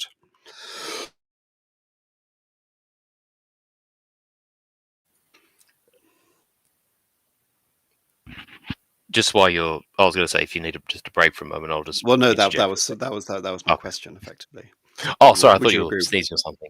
Oh, absolutely, yeah. And this is the thing too, is that Alexios had a very enduring reign. Not to get to the end at the beginning, but and I don't want to spoil it for people who don't know, but it is a tragedy that John didn't live longer, and in fact, his demise is actually tragic and accidental. Um, and his life is somewhat cut short in quite a how can I put this, a sort of odd, almost sort of ironic fashion, given that despite being he wasn't exactly a Beaumont or Tancred in terms of being sort of physically behemoth-like, or even Bryennios the Elder, who was sort of famed for his size and strength, or a Georgios Maniakes is another person who was famed for his size and strength. He's actually, I wouldn't call him a diminutive man, which is what he wasn't overtly impressive as a physical specimen. Yet he was actually quite fearless and very much front-footed, and was a leader of men, both in a sort of a general operational sense, but also would himself fight at the front with great valor and bravery. Um, Meanwhile, without sort of indulging in the usual excesses of of bloodlust and battle weariness, and he was a very measured and tempered commander of men, and and it's sort of among the discussions of the great commanders of history, just John II never gets an eye in, because he doesn't really do anything, shall I say, like outrageously ingenious, but he's just a very, very, very competent commander. And I think, with the exception of being turned back at the siege of Neo Caesarea in Pontus, which is technically led by his son Manuel, who fights with actually great bravery in their campaign, John, to my knowledge, doesn't actually technically lose an actual confrontation, a pitched battle himself. I'll get to his general record. We'll probably do it more as a summary thing at the end, but he's one of the great commanders of the Middle Ages and or the medieval period, and he's been rarely mentioned. What I will be pleased to say, and I know many of our followers probably feel similarly, is that given the sort of flourishing and sort of effervescence of Byzantine history and interest, probably in the time we've actually been streaming together, actually, certainly in the life of your channel, um, the study and reflections and retelling of history around the Byzantine Empire writ large, and particularly around the Komnenoi, has really brought John II to light, much more than when we first covered this, you say, in that playlist, the Orthodoxy playlist from well, I thought it was 2 years ago, but it's actually 4 years ago. A lot has come to pass and come to the fore, and it pleases me a lot because John II is arguably one of the finest men of history in his own way. So would you like to elaborate more on that? Well, I thought I kind of did, but I can elaborate more. And again, I hate to sort of cite Wikipedia because it's a bit trite, but if you just sort of look at the way in which they sort of describe a summary of him, at the end of the page, and it sort of says in a very brief sense that he finds the empire. Alexios found it in a precarious place and left it in a much better place in which he found it, but it was still, dare I say, a little tenuous. By the time John passes away as a result of his injury, the empire's strength and its prospects have probably not been this strong since the death of Basil II. Not at that level necessarily, but Byzantium, the East Roman Empire, was certainly ascendant. The treasury was in a strong position. The revenues were strong. There was stability on the frontiers. You have this sort of reformed, what we call a Komnenian army, which is, it's proven itself in battle against. They've, at this point, there's we'll get to it, but like the second battle against the Pechenegs, which basically destroys them as a sort of an ethno-political entity, in the Danubian basin. They are, for all intents and purposes, and destroyed. Hungary's brought to heel. They have a squabble with Venice, but aside from a few ransacked Greek islands, there's not much to be said for it. John is able to conduct essentially annual campaigns against the various Beyliks, so against the Danishmenids, to some degree even the Seljuks in Iconium. If they're not annual attacks, they're sort of every 2 or 3 years. There is a very sizable campaign being waged into each of these entities. And that being said, whenever a province or a city is raided and or captured, the Byzantine state and its army is in a sufficient position of strength that it can counterattack immediately. For instance, there's an anecdote whereby, in order to sort of strengthen the position in Paphlagonia, the John II makes a concerted effort to recapture Castro Komnenon, which is the old ducal seat essentially of the family of the Komnenos, the Komnenoi family, and I think it's in, I can't remember what year exactly, but I got a feeling around like 1135 or 6 or something. And they recapture it in a pretty lightning campaign, and they capture the city, which was not particularly well provisioned. Alexios orders a garrison of 2,000 men to be left there, and then he marches back to Constantinople, celebrates its recapture, only to receive news like weeks later that the Turks have recaptured Castro Komnenos. So he had to, launch yet another retaliatory campaign and recapture the city again. So he was able to do this, and the army was in a sufficient state to do it. And that also demonstrates the fact that he's an energetic emperor. Like there are emperors who are just quite content to just, a city fell or a town fell or whatever, and just sort of, not make much of a fuss. But John would almost immediately respond to such setbacks, if you could call them that. And then also too, you have to consider his domestic policy, which you sort of touched on. But a more negligent emperor wouldn't necessarily bother so much, but he was very conscientious in terms of conducting matters of state. And wherever he found, put it this way, he was always busy in a sense that when he found something that needed to be done, or he felt a particular campaign needed to be executed, or an enemy needed to be attacked, or whatever, he was always, in a present state of mind to undertake it, and to undertake it in a way which didn't risk the great resources of the army or the state, but with sufficient strength to make it, in most cases, lasting. And this is the thing too. I think of all the emperors of Rome, and by that I actually mean the great history of Rome, going back from Augustus to Constantine Palaiologos. He's arguably the most conscientious of emperors. Of all of them. I'm of the opinion that John II is probably the most conscientious of all the emperors of the empire's history, and I think that actually is in many ways in itself the great indicator as to his sort of a subdued sense of greatness that deserves more, more praise and more being made more noteworthy, essentially. Because there's many like look for example like his son just threw resources at forlorn enterprises for what in the end. I mean, John never did that, and that's I think his great hallmark. Yeah, so the main difference is that you can say Manuel, in comparison to his father, was a far more conspicuously Byzantine emperor. Maybe one of the most Indeed. remarkable aspects of John is that John's conscientiousness actually precluded the usual soft power aspects of the Byzantine Empire, that he was Correct. prepared to rely more on military force. But I think you've already alluded to his premature death during a hunting accident in Cilicia in 1143. I think had he lived 10 years longer, 10 years more, had, say, for example, he'd lived to the same age as Basil II, he would have been remembered. I know we're engaging in counterfactuals here, but he would have perhaps been remembered more like a Basil II figure, albeit unlike Basil II's reputation for ferocity and cruelty, in the sense that what we see during his reign, unlike what we see with Manuel or Alexios, Manuel and Alexios are concerned with all theatres concerning the extremities of the empire. Whereas, unlike the emperor who preceded him, the emperor that succeeds him, Alexios is almost not singularly, but very much fixated on the goal of the restoration of Greek Anatolia. And as you mentioned, he does it consistently and methodically over a span of decades. Yeah. And had he been able to achieve that, it would have been similar to Basil II's subjugation of the Balkans and the elimination of the Bulgarian Empire, in the sense Yeah. that we have the elimination of the Seljuk Sultanate of Rome, the Hmm. restoration of the old Byzantine border in the Euphrates, or even perhaps going further in terms of trying to reincorporate elements of Armenia.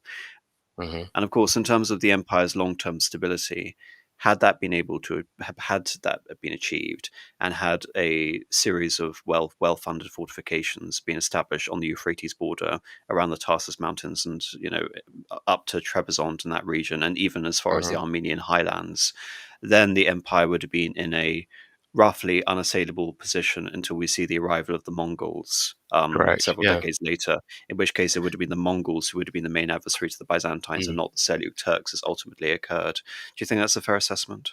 I think it is, and also there's the point whereby uh, uh, one might suggest that in parts of Anatolia, it's quite likely that the Turks probably outnumbered the Greeks, but certainly the Greeks, even if they had potentially converted to Islam at this point, likely still outnumbered the Turks by some considerable degree. Certainly in most of the cities, maybe places such as Caesarea, Monday Caesarea, Iconium, possibly Sebastia, Monday Sivas, might be different. But in most other places, the Greeks would have made the majority, and certainly the large majority. So I guess what I'm alluding to is that the ethno-demographic reabsorption of Anatolia and its, you might say, re-Hellenization, because let's face it, there's sort of been almost two prior instances of sort of a Hellenization process in Anatolia, prior to the medieval period, or prior to the period we're talking about. And would a third one have been entirely viable? In my opinion, yes.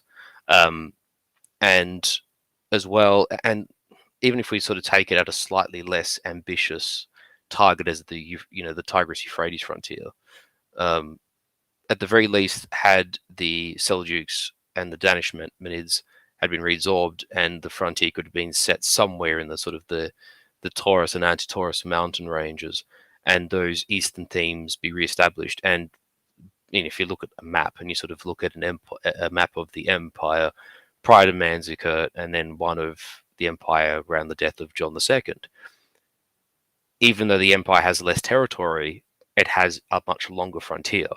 And this sort of the quintessential problem of Rome, as in like Imperial Rome with the Rhine and Danube frontiers, is that in a strange way that had Imperial Rome actually conquered Germany, it would have shortened the Danube by several hundred kilometers. Although inversely they would have had more land to occupy. But with the Byzantines, with the East Roman Empire being able to reintegrate Anatolia back into the empire and returning it as this imperial heartland, it would have shortened the frontier. It would have made Anatolia infinitely more defensible, And I actually think the reforms of the Komnenoi held the army in good stead. And had John lived longer, and had he perhaps chosen a different successor, the older I've gotten, the more I have come to believe that I think probably Isaac would have been the better prince rather than Manuel. But that's another conversation for another day. But suffice to say, the point I'm making is that I think the restructured Komnenian army was a better medieval fighting force than perhaps the army of, well, not sort of the army of Phocas, or of Nicephorus Phocas or Basil II, but certainly the army that degenerated into the fighting force that would fight at Manzikert and then lose Anatolia. I think the Komnenian sort of restoration of that fighting force was a very worthy and a good one. And had they been in a position where they could have properly reestablished the domestics, the Grand Domestic and then the Domesticos, east and west, and had a central command and a strong imperial tagma which could be reinforced or reinforce its thematic contingents, then I think the fate of the empire is very different. And you say 10 years, but I honestly think even in 5 years, John could have made a big difference. He feels in a position where he could have taken and held Neo Caesarea, Ankara, Iconium, and possibly get as far as Sivas or Kayseri. But even if he doesn't get that far, and is able to bring, as he was intending to when he got his injury and was poisoned and killed himself by accident, had he brought at least the Principality of Antioch and or the County of Tripoli into the fold of being actual vassals of the empire, I think the trajectory of the empire changes enormously, with a very few things going differently. And had he gone down and then designed ambitions on Aleppo, say for example, it's Mm-hmm. very unlikely that we could see the reconsolidation of the Zengids and Nur ad-Din, Yeah. and perhaps even the impetus behind the Second Crusade. I There's was going just to say one point. Saladin likely doesn't even sort of materialize in a sense, Well, possibly, he probably will, because that's but like in a a different fatimid way. Yeah, yeah, internal power structure yeah, in a different way. But yeah. when we look But at remember, Syria was an important power base for him. Is the point I'm making. indeed, Anyway, yeah. what I wanted to point out is why he picked there's Isaac Komnenos, and Mm-hmm. then The there's the Manuel irascible, as he Komnenos. was called. Yes, the he has four sons. Like many other medieval monarchs, John decides to make his sons co-emperors as if to bolster their legitimacy. And in the end, he decides to focus on Manuel Komnenos rather than his older brother, who should be noted dies very shortly after the succession anyway. But you know, Mm. just focusing on this. And the other two brothers perished just before it. Actually, that's not mentioned. Yes, Um, exactly. yeah. So it should be mentioned why I believe he decided to pick Manuel Komnenos, which was a strange choice given the fact that Manuel was in Cilicia at the time and far away from Constantinople, and indeed there could have been a civil war between the two brothers. Is that I go back to this whole idea of primogeniture and the fact that primogeniture was never an established feature of Roman political life or Byzantine political life, Or and the law, for idea that of matter. or law, and the idea of porphyrogenitos, the idea that one of the remarkable dynastic features of the Komnenoi was the fact that all but two of their, all but the first few emperors and the last emperor were porphyrogenitos. And I believe that actually, in many ways, gave Manuel the better claim, despite being the youngest son, because he was the only surviving son of John who was Porphyrogenitos. He was born in the same year that he ascended. What would that be, in 1118? So I think that is a convincing enough reason as to why John decided to select Manuel from a purely dynastic point of view. Regarding John Julius Norwich, it seems to be that he believes that Manuel had a better temperament for rule, because you have to bear in mind that John was a very conscientious Christian, and he didn't want to go back to the form of vindictive, vendetta-based cycle of Mm, retaliation mm, political system. And he believed that Isaac didn't have the temperament to rule. He believed he was too vicious, even mm-hmm, though he would perhaps been a better military commander.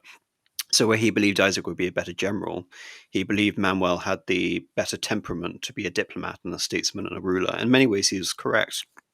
You've been quite disparaging of Manuel Komnenos, and for one, what I believe is the most important reason is that Manuel Komnenos did not see the value in the strategies of John II in terms of being able to retake Anatolia methodically. He paid very Yeah. little attention to Anatolia in the grand scheme of his reign, but Manuel Komnenos was perhaps the most intelligent and perhaps you can say the most ambitious of all the Komnenoi rulers. In many ways, I think he considered himself to be another Justinian. Mm. He had ambitions to not just restore the Roman Empire to as it was up before Manzikert, but he had restorations on supplanting the Pope.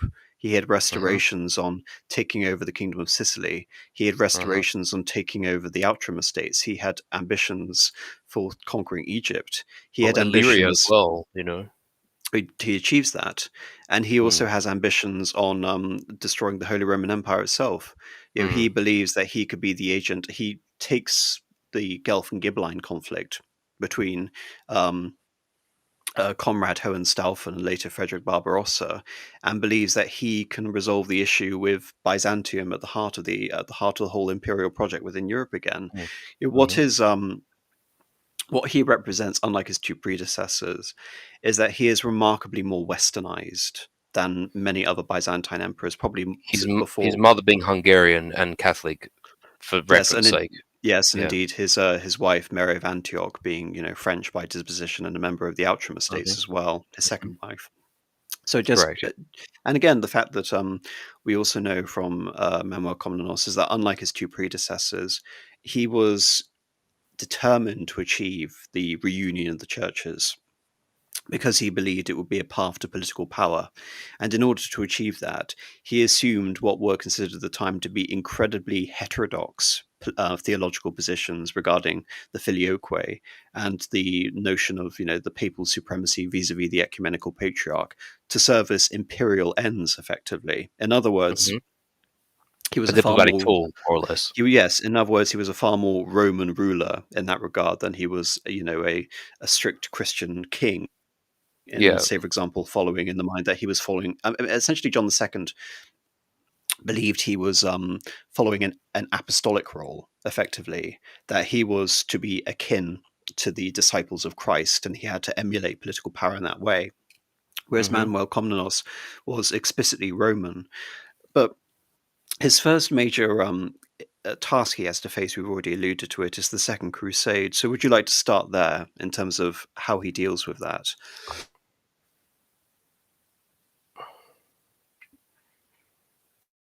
Sorry, I actually just lost. I lost you for about 10 seconds. What did you ask about the Second Crusade? I just didn't quite catch it.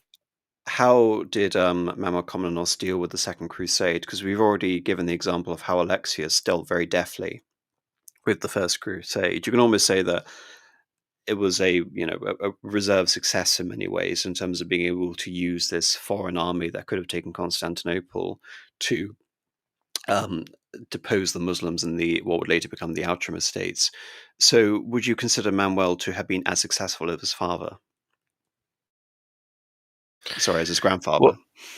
indeed. Well, this is the thing as well is that I mean, and in fairness, I have a better knowledge of the first and the third Crusades rather than the second. But and this sort of does circle back to, I suppose, not just my own criticism, but of other people's criticisms with Manuel is in terms of rather than perhaps focusing on attainable objectives, um, which probably would have made more sense, or were more expedient, directly accessible to Byzantine forces. And I get the logic, for instance, of, for example, the attack on Egypt and the assault on Damietta. And to be honest, its failings are not necessarily to be placed at the feet of Manuel specifically, but it's a large deploying of resources and exertion of energies and focus on something of a dice roll. Whereas if you think to yourself, would the conjoined capture of Damascus, which was actually attempted a bit earlier, or the capture of Aleppo or Homs or Edessa, perhaps a more sensible objective, one which his father probably would have been done, would have thought. I would agree with that assertion, and this also does, I suppose, reflect the point you make about Manuel in some ways being the last true Roman ruler and thinking in terms of being a Roman ruler, and dare I say, not to be trite, but probably the last emperor that would think in the context of, Mare Nostrum's going a bit far, but in that same kind of the same spirit of that. I actually don't think it is. Um, Mm. But you know the point I'm because getting at. well, no, I'm trying to buttress your point. If Mm, anything else, mm, I think it goes much further than that because Justinian used the resources of the empire to take over Africa, parts of Spain, and Italy, and eventually that proved to leave the empire with depleted resources to deal with the Persian threat a few decades later, albeit we have to allow for things like the plague of Justinian, which also led to a demographic crisis, but that's neither here nor there.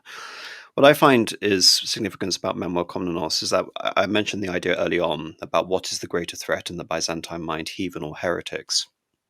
Well, it seems that the Kingdom of Sicily is the greatest threat to Manuel Komnenos, and indeed it seems to be something recurring throughout a lot of Western commentaries on Manuel himself, is that the perfidy and the duplicity of the Byzantine Greeks. Because when the Second Crusaders come down, led by King Louis of France, he concludes a treaty with the Seleucs.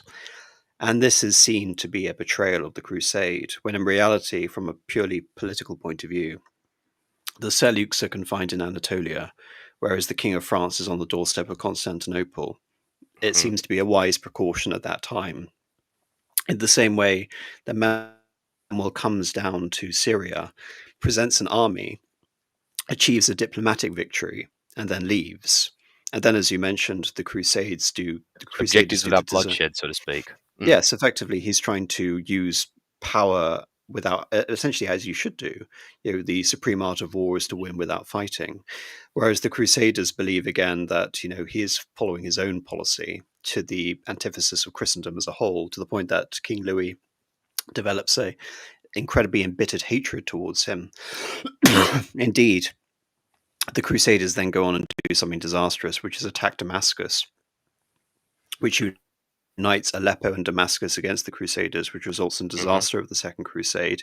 And Louis comes back effectively a defeated man, and eventually Eleanor of Aquitaine will jilt him and go off and marry Henry II. What is remarkable about that also is that who takes the opportunity to attack Byzantium during the Second Crusade? It's not the Seleucs, it's Roger of Sicily. So again, the scions of the Hotevilles of Tancred are going off and using this as an opportunity. hmm On the one hand, we have crusaders who have been given safe passage through the lands, but Roger believes that this will be a brilliant opportunity to take over Corfu and the other territories that we mentioned that were within the crosshairs of Robert Guiscard. And Many of really, which you he can. actually obviously took in that campaign as well, Hmm. to his credit. Yeah. And so, from Manuel's point of view, again, he is the great enemy. Roger of Sicily is the great enemy, and Sicily and the southern Italy needs to be taken. Indeed, at one point, we have this remarkable alliance between Comrade Hohenstaufen and the Emperor Manuel Komnenos, indicating that the threat is so big to the whole Mare Nostrum that both empires are determined to eliminate Roger of Sicily. But as you mentioned, with the Damietta disaster, Manuel tries to conquer Sicily from 1147 up until 1156. Sorry, excuse me. He achieves success, fleeting success, through mostly bribing the garrison commanders, but then is defeated several times decisively by a king who was basically considered to be a lame duck and useless compared to his predecessor, William. So much so that the Pope has to confirm William in control of a vast section of territory, which will later coalesce into the Kingdom of Naples and the Kingdom of Sicily. hmm So, what could have been a great campaign to eliminate the Kingdom of Sicily and to establish Byzantine rule, at least in parts of Sicily, doesn't go very well. And when Conrad Hohenstaufen dies, he's replaced by Frederick Barbarossa, who again I think is intelligent enough to realize that having Greek colonies in the south and the Greek right again will essentially be a challenge to the whole notion of the Latin Emperor and the Holy Roman Empire. And so he doesn't go along with that project either. So as you can see, Manuel Komnenos is pursuing these very grandiose goals with, we're going to destroy the Kingdom of Sicily. And a lightning campaign, I'm going to make Ancona a colony. I'm going to take over Illyrium. But these are, in many ways, they are diplomatic more than they are military successes. And as a result, they're rather ephemeral in their quality. It also is indicative of the fact that an inordinate amount of money is spent in Italy regarding his diplomatic movements with the Holy Roman Emperor, with Conrad, etc. And although the Byzantines do succeed in sort of landing again a bit of a token force in Italy, they're driven away. Their holdings don't last. If memory serves me correct, I think they land on the sort of Gargano Peninsula near Castel Sant'Angelo, which is the northern part of Apulia. But they're driven out again. They don't reach Bari. The forces of the Holy Roman Empire don't make a huge impression on the Normans, and it's a lot of material wealth and strength that the empire sort of fettered on a, dare I say, a side quest, on a bit of a side venture, and ultimately for no lasting gains. We inversely say, had he followed his father's policy, I mean, those resources, and I'm not going to push back a little bit on the Anatolia thing, because if you actually read some of the commentary about this, I believe, if memory serves me correct, there's at least half a dozen attempts to take Ankara, for instance. But again, because a lot of these imperial resources are sent on these forays to Egypt and to Italy, they're sort of a bit token. It's a 6,000 man force here, it's a 10,000 man force there, it's a 4,000 man force here, and It's not a none of it's methodical lasting. conquest.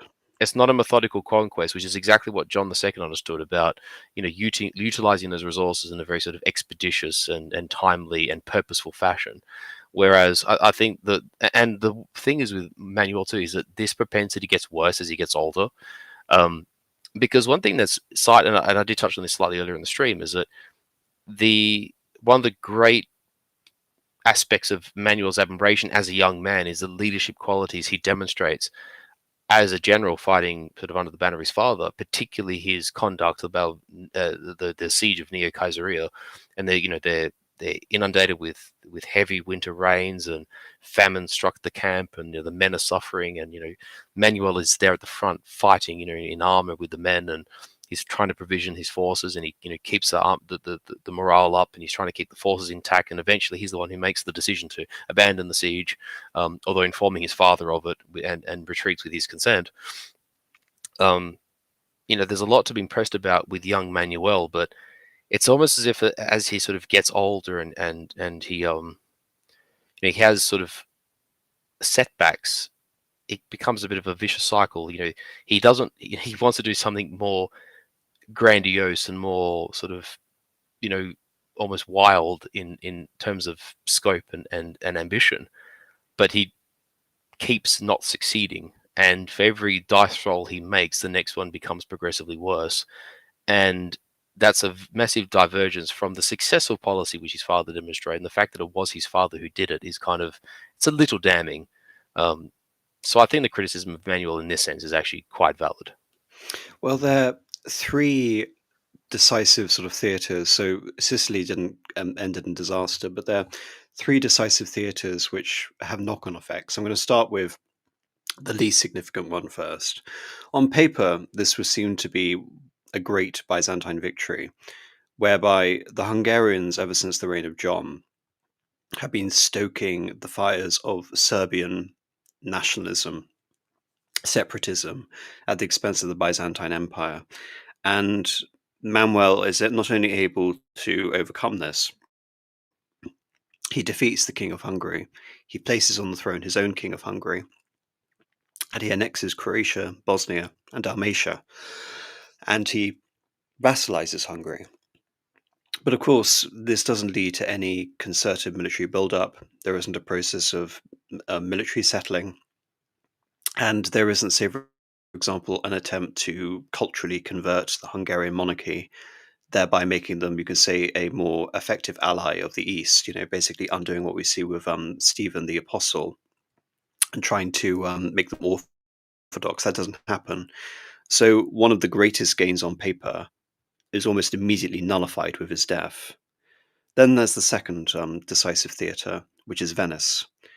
Venice had been a natural ally for Byzantium since its inception as a Byzantine colony, effectively, as you know. But they were also drawn together again throughout much of the 11th century due to Alexios' desire to rebuild the Byzantine fleet, resulting in the capitulations, whereby, in order to build the economy and to encourage trade relations with the West, the Byzantine Empire was prepared to give away special privileges. What this also meant, however, is that when the Normans attacked Corfu and tried to close the Strait of Otranto, the Venetians saw it as an existential threat to their own trade influences in the Aegean and in the Eastern Mediterranean. So they naturally always joined up with the Byzantine Empire.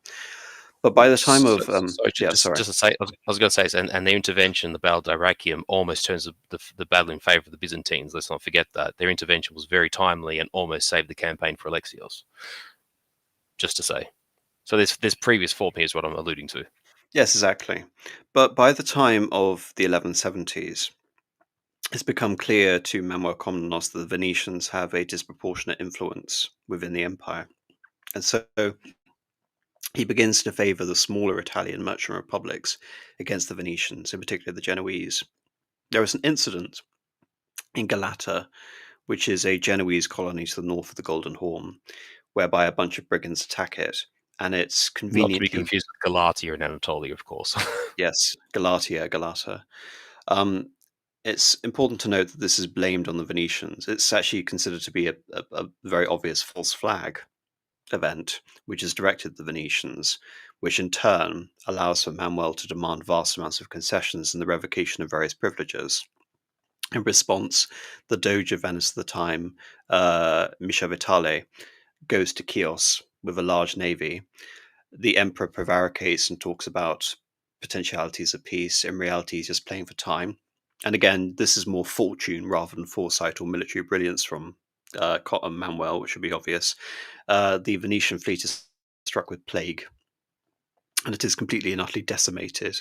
And thereafter, Manuel is able to dictate terms to the Venetians. And what makes matters worse, the Doge returns to Venice and brings the plague with him.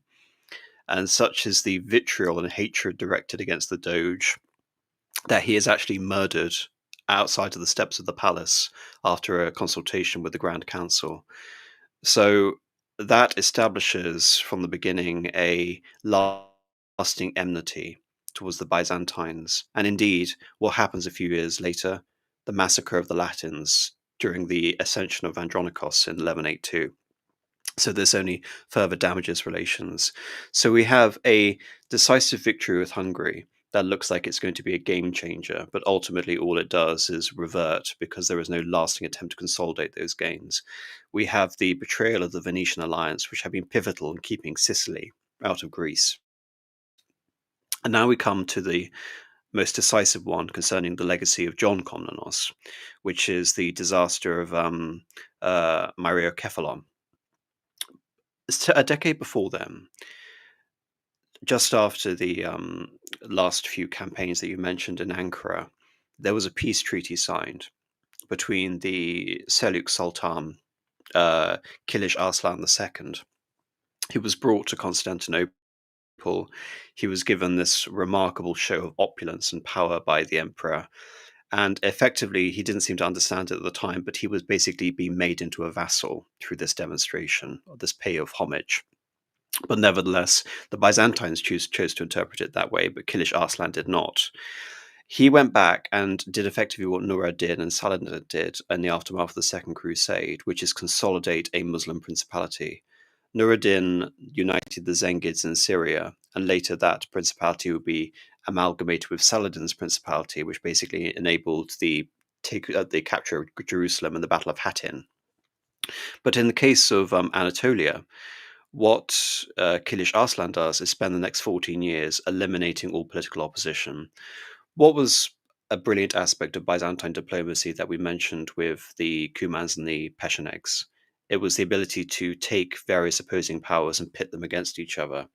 Whereas in pursuing a uniquely European strategy to become that second Justinian, to establish Byzantine rule over the Balkans, over Dalmatia, over Ancona, over Sicily, over Apulia, over Bari, he allows Anatolia to be consolidated, perhaps to the greatest extent it had been since the following of the Battle of Manzikert. And after a decisive victory, he seizes various territories which by treaty should have been ceded to the Byzantine Empire, and they weren't. And this leads to Myriokephalon. Would you like to describe what happens? Yeah, so what's interesting about Myriokephalon is that there's sort of a bit of a precursor event. If you go right to the start of Manuel's reign in 1146, which is sort of like within the first half decade of his rule, because you got to think, yeah, well, he's crowned, I think, in 1144, and at this point you already have activity in the east. You know, the rise of the Zengids, and prior to this, the erosion of the authority around and the sovereignty of the County of Edessa. So in the context of this, he actually leads an expedition against Konya, which is Iconium, in Anatolia. And again, where his grandfather had coalesced a force at this place called Lepadion, he brings the Byzantine army together, campaigns in Anatolia, basically almost follows Alexios's path step for step. Not obviously precisely, but more or less. Campaigns throughout West Anatolia and into parts of Cilicia, defeats the Turkish army at a place called the Greeks call it Akronios, but modern day Afyon Karahisar, which is in West Anatolia, and then marches to the same place where Alexios won his battle at Philomelion, modern day Akshehir. And he actually destroyed the town because the Turks had fortified at this point, and he evacuated the remaining Christians of the area, which is a process his grandfather had partaken in 50 years earlier. But in regards to Myriokephalon, really it was one of those sort of situations whereby, in not having his father or even himself early in his reign sought to decisively tackle with or reckon with the, dare I call it, the Seljuk issue, and this sort of metastasization that was sort of coalescing in the belly of Anatolia, with this sort of massively elongated frontier which the Byzantines shared with the Seljuk Beylik and the Danishmenids further to their northeast. There was sort of like a compulsion by Manuel to sort of wrestle with this, and pressure from the court as well. And the other thing is that earlier on, I think it was in like around the early 1060s, Manuel had called off a campaign when Kilij Arslan had petitioned, and this is Kilij II, by the way, had petitioned for peace with the power, with Byzantium, sort of in the context of these dramatically shifting power balances in the east, with the rise of the Zengids in Syria, and Danishmends at this point were interfighting with the Seljuks. So Manuel sort of has shelved this, but Manuel sort of was under this increasing degree of pressure.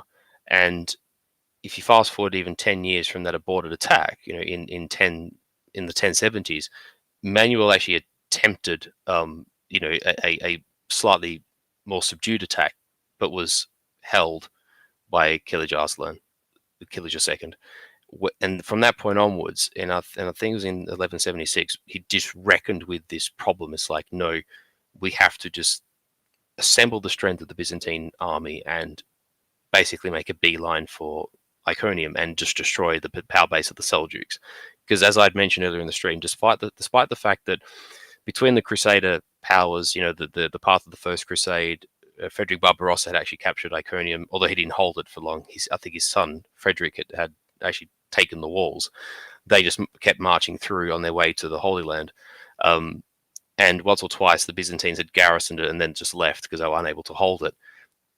There was this sort of increasing understanding that Iconium was this power base by which the Seljuks were sort of perpetually raiding the countryside and were sort of eating away the Byzantine frontier. There's one instance actually, and I forgot to mention this before, where quite early in his reign, John II had attempted to restore control over what we call modern day sort of, well, not modern day, but what they would call Caria and Lycia, that sort of southwestern extremity of what is modern day Turkey, of Anatolia, and he leads a campaign and captures Sozopolous and Laodicea and sort of reconnects Cilicia with the western Anatolian sort of periphery, Ionia and Phrygia and Pisidia. He reconnects that territory.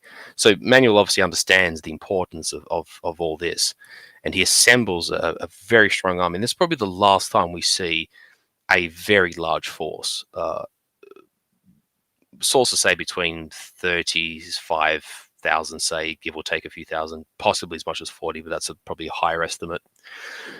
The Turks offer pretty handsome terms for the Byzantines to turn around, and it's said, and Norwich is a good source for this, and others have said this, that the greater part of Manuel's generals and his court and courtiers and his advisors wanted him to accept the offer, because a lot of it was, like territorial concessions, the disassembling fortifications, the Byzantines about to billet their troops closer to Iconium, basically the things which would have successfully contained the Turks in the Anatolian plateau, and probably a treaty which his father would have accepted because it achieved the aim of a success without loss or with minimal loss. But no, he wants to go for the killing blow, and so spurred on by his sort of younger, more arrogant advisors and generals,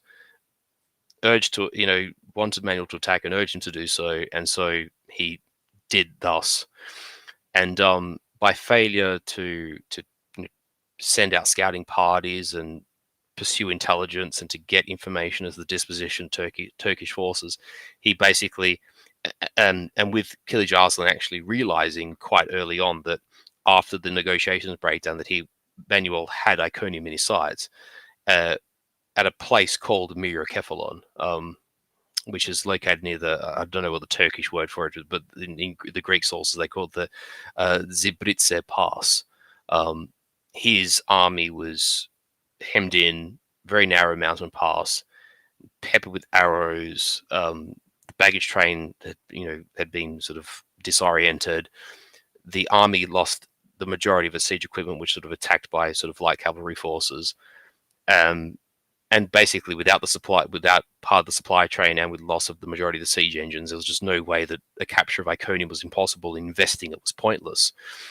And yeah, according to the Byzantine's own sources, it's the first time that Manuel lost his nerve in battle, and a bit of a, dare I call it, a Marcus Crassus moment, which sort of suffered paralysis, which is for his own generals and his own courtiers and his own advisors was just unheard of. Manuel was a man of action and decisiveness, and it was an active and energetic man in a very sort of like Caesarian sense.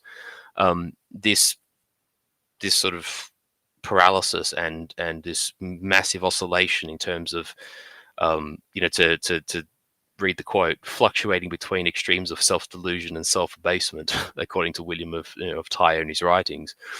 And in the aftermath of this battle, this Manuel is not the same man.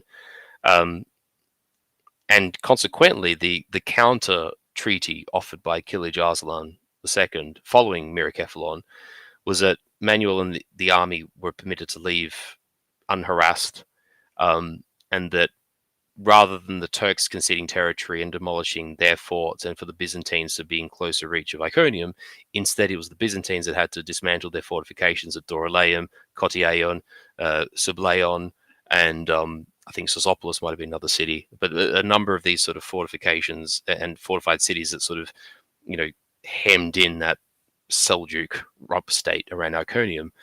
And really it's the first step to having undone all the great work of his father and grandfather. This is the first real And when I say setback, I mean the army didn't even suffer particularly bad losses. The army withdrew relatively intact, and only a couple of years later, the Byzantines do score defensive victories over Kilij Arslan, who begins raiding again in Anatolia. They actually drive an army back, I think, at Dorylaeon. Um, the Byzantines actually, in contradiction to the treaty, do actually rebuild some of their fortifications. But at this point, Manuel is just not the same man. And this is sort of like the begin, that slide into, if we could say it, very much in contradiction to the fate of his father and grandfather. He becomes sort of a husk of himself. And again, you argue he might die prematurely. Perhaps this sort of destroys his spirit a little bit, and then it leads to the very, very unfortunate consequences and sort of the unfortunate fate that awaits his wife, his second wife, and his heir to be, because there is improper succession planning, and because there's been sort of neglect at court and neglect amongst the bureaucracy and within the court. Manuel, in his later years, actually becomes rather shall I say, destitute in his duties, and rather than being the diligent and the energetic man he was, he tends to go the opposite way as he ages post the disaster at Myriokephalon, which, like Manzikert, was not a categorical disaster in the same way that, say, Yarmouk or Adrianople or Teutoburg was, but it's just that hinge point that exists in East Roman history that can't be ignored. Yes, and one of these successes, I mean, he even lamented that it was his own Manzikert, despite the fact that he hadn't been captured. And in fairness to him, he was able to negotiate what were very generous terms considering the extent of the defeat. And again, it shows, as you mentioned, the contrast with the earlier instance in Syria, where the emperor had marched in and been able to win concessions without fighting, whereas in this time he had already won those concessions before he even decided to commit to battle, and nevertheless suffered greatly as a result of it. But one of the issues regarding Roman and Byzantine succession is that children do not typically inherit. It never particularly goes down very well if you're going all the way back to someone like a Honorius or an Arcadius. Um, and even to very early Roman history, if you look to someone like, say, a Gemellus, who was very quickly murdered by his cousin Caligula.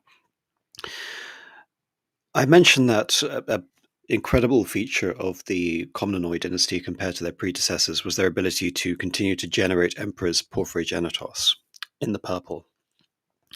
But nevertheless, Manuel, despite you mentioning the fact that he was, in the last 4 years of his reign, a husk of his former self, he still died prematurely.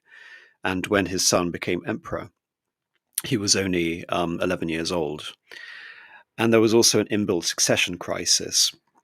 We've already mentioned the example of Anna Komnenos and her desire to be an Empress Zoe and poison and murder her brother. But there is also, I think, a tinge of the War of the Roses, which is creeping into Byzantine history of the 12th century. You mentioned, we've discussed extensively how so much of the Komnenoi structure, in contrast to previous administrations, was dynastic, and in fact it relied on extensive family connections. Well, one of the ways in which the Byzantine emperor was willing to win the loyalty of other members of the family, the other sons of the emperors, was through vast financial concessions, pronoia, but also through the grant of rank of titles. In particular, a new title was created for the highest ranking members of the dynasty, Sebastocrator, or basically kind of like, you can almost say a Byzantine equivalent of Augustus. And one such Sebastocrator was Isaac, the son of Alexios the first. And with this exalted rank, Isaac believed that he had a right on the throne. And even when he was not pursuing his own rights against John II, Komnenos, or Manuel, he was always involved with scheming of some sort to, say, for example, bring in Isaac, Komnenos, or Bryennios, or some other of these figures, essentially, to try and win power indirectly or directly through himself. And this spirit is continued through his son Andronicos. So you have all these relatives of the Komnenoi dynasty who have their own aspirations and their traditions of trying to usurp power by any means, essentially, and they had been given the rank and the place in court from which they can basically present their ambitions. Andronicus, I think it's fair to say, the son of Isaac and the grandson of Alexios the First, is almost like the complete antithesis of someone like a John II, because he was known to be a great soldier. He was a very popular man before he became emperor. But his greatest claim to fame was his, I think the only way you can say it is his outrageous adultery. So, for example, at one point, he deserted a military command. He went over to Antioch, and at the age of 48, he seduced the princess of Antioch, who was then the age of 20. He then went over to Jerusalem, and bedded, I think, the Queen Dowager of Jerusalem, who was, I think, the widow of Baldwin III. I might be wrong on that, but anyway, the point is, Andronicus was an adventurer and a serial adulterer. And I think it's this bizarre combination of things that made him inexplicably popular, but he inherited his father Isaac's lust for power. And all of a sudden, now you have a boy emperor, which, like I've said, has never been an established feature in Roman history, because you never have minor succession and you don't have primogeniture. And when it has boded not so well. Yes, invariably they get deposed. And also, who is running the regency? Mary of Antioch, French essentially by blood. And so, as there was so much anti-Venetian sentiment, which was brought up with the attack on Galata, and then the response by Manuel, there is a greater resentment directed against all of the various privileged Italian and Frankish nobles and merchants within Constantinople itself. And so what Andronicus is able to do is turn those sentiments against the dynasty, against Alexios II, and against Mary of Antioch, almost by presenting himself as a populist and a nativist against the young emperor. And it's by this he was able to achieve power. He eventually forces Alexios into a position of co-emperor, but then murders Mary of Antioch. He murders the emperor. And we mentioned the old adage of Byzantine emperors using mutilations, cutting off the nose, rhinocephaly, and blinding to be endemic. Well, Andronicus brings this back with an absolute vengeance. In fact, a rather infamous quote from him is the fact that he believed a day's work isn't done until I've killed someone or executed someone. So would you like to describe more facets of Andronicus and really how he heralded the end of the dynasty, really sort of bathed in blood? Well, there's an interesting sort of anecdote here from, because the things that the sources do sort of touch on is that despite the fact that Manuel, for his flaws, was, shall I say, a man of at least some sort of ethical backbone in the same sort of vein of his father. He had a moral sort of, he possessed moral fiber, I guess is what I'm trying to say. The same can't be said of Andronicus, who basically, if one could say, he almost had no scruples. But that as an aside, in terms of their energy and in terms of their daring, particularly as young men, Manuel and Andronicus actually, as cousins, went. They were similar age. They also both grew up at court, and Isaac and John were not so alienated, and so for them to be to not have sort of an ingrained rivalry or an ingrained sense of enmity was often rare in Byzantine history. So for them to have gotten on and to have had sort of similar characteristics is rare, but something which they both appreciate each other, and the sources reflect this. But the real sort of sticking point is sort of twofold. One, once Manuel was in a position where either he was his father's favorite and essentially did things at his father's behest and would sort of issue orders, as it were, on behalf of John II, Andronicus, although himself actually quite an impressive man, was, and they, again, sources say this, was just a poor strategist, and although like a pretty ferocious warrior, was just, not basically built for command. He did not have the facets that made a very capable general in the vein of, say, John II, or even a younger Manuel, not in anything in the same mold as the great generals of the revival period, John Corquus, Zemisces, etc., Bardas and Nikephoros Phokas, for instance. Just Andronicos was not that man, and so that kind of earned Manuel's ire, even though he was still granted, to some degree, imperial favor, and was still given responsibility despite his setbacks. For instance, there's a campaign in Armenian Cilicia where Thoros II reconquers large swathes of what had been previously Byzantine-held Cilicia, and the campaign's a dismal failure. Much of the army is routed and put to flight.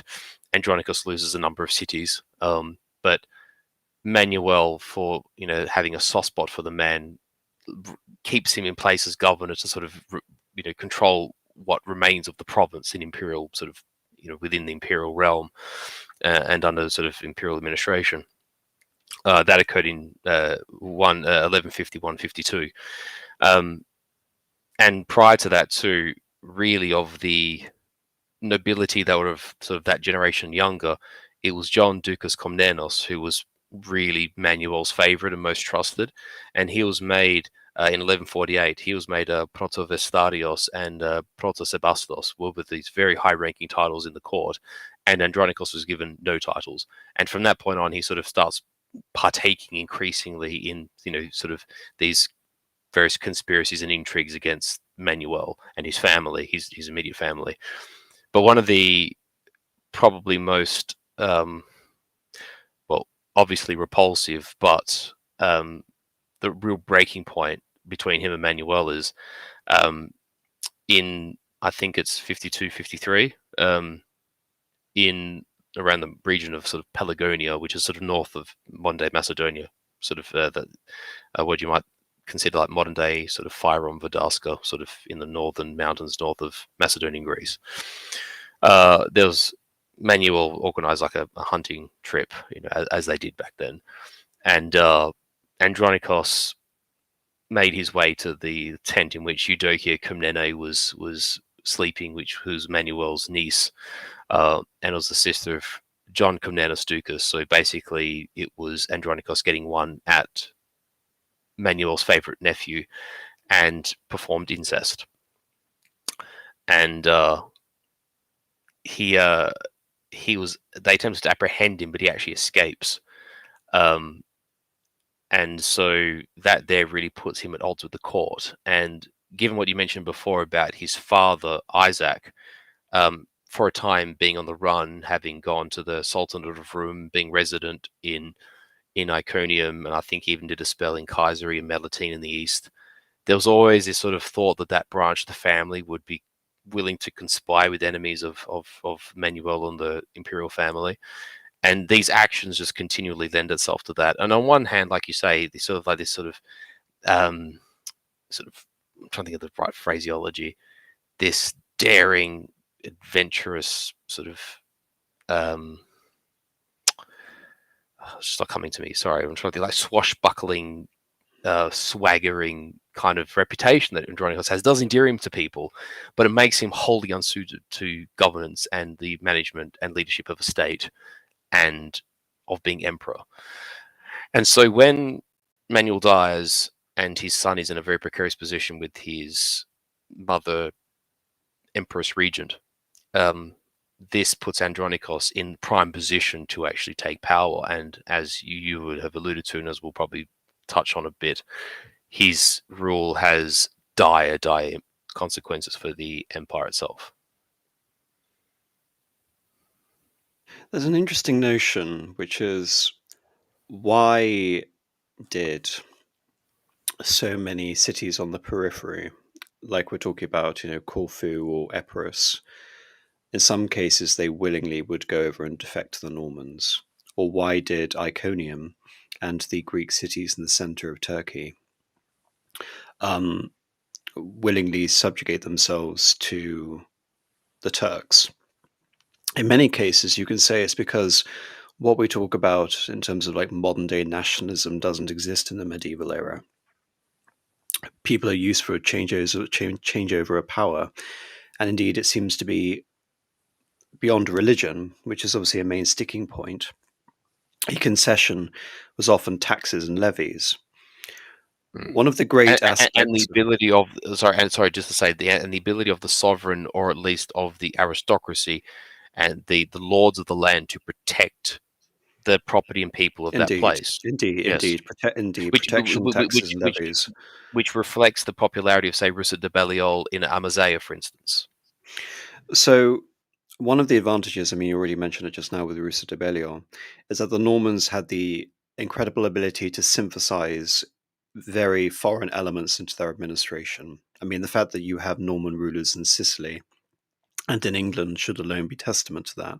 But the fact that, say, for example, in Sicily under Roger, you had a Arabic military, and you had an Arabic civil service, and a Christian ruler who spoke Arabic fluently, along with his native French and Sicilian, Italian, and Greek And Latin. and Latin. Yeah, I almost think Latin goes without saying, true, yeah. But but still, anyway, impressive, yeah. but anyway, that's a wonderful example in terms of how the Normans could Hmm. assimilate so many Greeks into their own administration, in the same way that what is an example of the Turks being able to assimilate Greeks into their own administration, the jizya. The fact that so long as you pay the tribute, you are basically left alone to some extent, and so long as the Turks can provide that internal stability, the Greeks may actually prefer a Turkish ruler if they're able to, say, for example, not impress them into military service or demand higher rates of tax, especially when the empire is in a constant state of insurgency. But it seems that in Constantinople, all the way going back, you can almost say uh, to the revolts in the Hippodrome during the earlier days of Justinian, where each was it or the Greens, the blues and the greens, or Blues and the Greens, yeah, yes, and the would Nika riots, yeah. the Nicaroites would have their own particular imperial candidate, Mm. and they would have their own Mhm. religious dimension, whether it be monophysite Hypatius, or wasn't it? Memory serves me correct. yes. Yes, exactly. And Anastasius and all those sort of figures. But going Yeah, back to yeah. this again, it seems that in Constantinople, all of these elements that don't really exist on the periphery are hyper accentuated, where you have a situation where you're seen to have all of these foreigners, Genoese, Amalfians, Pisans, Venetians, enjoying various concessions and rights and tax exemptions that you don't have. And so it seems that Andronicus is one of these unique figures where he doesn't inaugurate the massacre of the Latins, but it seems that it's very much indicative of everything that's going to happen in terms of the whole nature and basis of his popularity, and the fact that he's willing to basically endorse and reap the benefits of this mass outpouring of popular violence, and indeed what would later become a state-sponsored reign of terror directed against his enemies. One caveat that's given to Andronicus in spite of all this is the fact that he was ostensibly prepared to deal with the level of corruption that had set in during the late reign of Manuel Komnenos. But this overarching tyrannical autocratic form of rule basically demolished that central pillar of the Komnenoi dynasty, which is their ability to work with the extended household and the aristocracy. You've already damaged that in the sense that a cadet branch of the family has already usurped power and murdered the reigning legitimate emperor. But that's only accentuated when the necessity of the usurpation builds itself this logic again of having to continually eliminate members of the royal family. And in the end, it is Isaac Angeloi, one of the most assuming and talentless of the distant relatives by marriage to the Komnenoi dynasty, who was picked as an obvious alternative to this man who was seen as completely out of control. And ultimately, if he's allowed to stay on the throne, he will ultimately end up eliminating the entire Byzantine aristocracy in the same way that the instability is taken advantage of by the Sicilians. And we have that example that you mentioned earlier with 1085 happening in 1185 with the attack on The sack of Thessalonica. Thessalonica, yeah. Yes. And of course, we mentioned with Basil II, kind of like we've also been alluding to with the Seljuk Turks, that the Bulgar assimilation and settling in the Balkans was in many ways, an existential threat to Byzantine Greek control over the Balkan Peninsula. But one of the effects of this is that the Bulgarians emerge as a new polity again. And having the severance of Bulgaria from the rest of the Balkans and the Greek possessions in Hellas, etc., means effectively that all of the gains of Manuel, and indeed all of the gains of the Byzantine emperors for the last 200 years, have been undone through this devolution of imperial authority that follows the ascension of Andronicos, and indeed the assumption of power by Isaac Angelos and the rise of the Asen dynasty. I mentioned the example of Hungary being incredibly ephemeral, and that, of course, was substantiated by the fact that Hungary immediately reverts as a result of this. And indeed, you still have the issue with all of this, with what the Venetians are going to do in terms of reprisals and what the Latins are going to do with reprisals. Because throughout the Crusades, the first, the second, and now the third Crusade, you have the issue with the perceived treason of the Greeks to the cause of greater Christendom, and the fact that they haven't been able to reconcile the issue of the Great Schism and effect a reunion of the churches. Well, all of this is going to reverberate on the Angoloi, and basically you can say all of the errors of the Komnenoi dynasty will come and feast essentially on the corpse of the Angoloi dynasty. But what actually happens to the Komnenoi when they're deposed? Well, two grandchildren of Andronicos flee to Georgia, which had been a client state of the Byzantine Empire. And in 1204, following the sack, they come back and they establish an empire of Trebizond. Originally, the empire of Trebizond controlled most of the entire northern coast of the Anatolia on the Black Sea, including places like Sinope. And they also As far as controlled Heraclea Pontica, yeah. Yes, and they also controlled a peritea, or a colonial series of fortresses in Crimea and in the Kuban region. Hmm. So they were quite an extensive power. They were competing with, say, for example, the Lascaris dynasty in Nicaea, who would later be deposed and replaced by the Paleologus dynasty, who already mentioned had their inception really as fighting alongside the Emperor Alexios during the Norman campaigns. They would Yeah, ultimately exactly. become they would ultimately become emperors, and the Komnenoi would languish in this bizarre afterlife for nearly 300 years. So they were a very long reigning dynasty, despite the fact that they were now more diminished than the Paleologus ever were at this point, ruling in this mountainous enclave on the Black Sea, until they were finally taken by Mehmed II in 1461. The last emperor of Trebizond, David, surrendered to Mehmed II, and in return, the entire Komnenoi family was brought to Constantinople. They were murdered and they were fed to the dogs. And that was the end of the Komnenoi dynasty. Mm. Although, actually, Wrong Tao Wu has brought a few interesting points and questions during the stream. He makes an interesting point here. Says, I think that George of Trapezes actually claims that the Ottomans are from the line of Isaac, and given the number of women that Andronikos bedded and likely had issue with, I don't find that claim completely implausible. That's entirely a rational possibility. So he's a Byzantine equivalent of Genghis Khan then. More or less, yeah, certainly in an Anatolian context, yes. So there's a couple of things, because he actually was quite active in the chat. So he did act me, so I just want to reply to this specific thing. He says, "Do any of you know if the Pronoia system bear any relationship to the Cleroi system, which I believe is the system of the Spartans, of the Spartiates?" And I don't know enough about the Spartan system. I know what it is, but I don't know its functionality, and I'm thinking the answer to that is probably not. But I would have to read more about it to answer your question properly. But they were two very, very distinct systems, and I don't think there's any resemblance between them. But I could be mistaken. So I guess the answer to my question, because I've paraphrased this, no, I haven't paraphrased this. I've added to this the title of the stream. Just to ask you to finish this off, do you think the Komnenoi are contenders for the greatest Byzantine dynasty? I think on the basis of the accomplishments of Alexios and John alone, I could almost say on the basis of John alone, almost, but definitely on the basis of Alexios and John alone.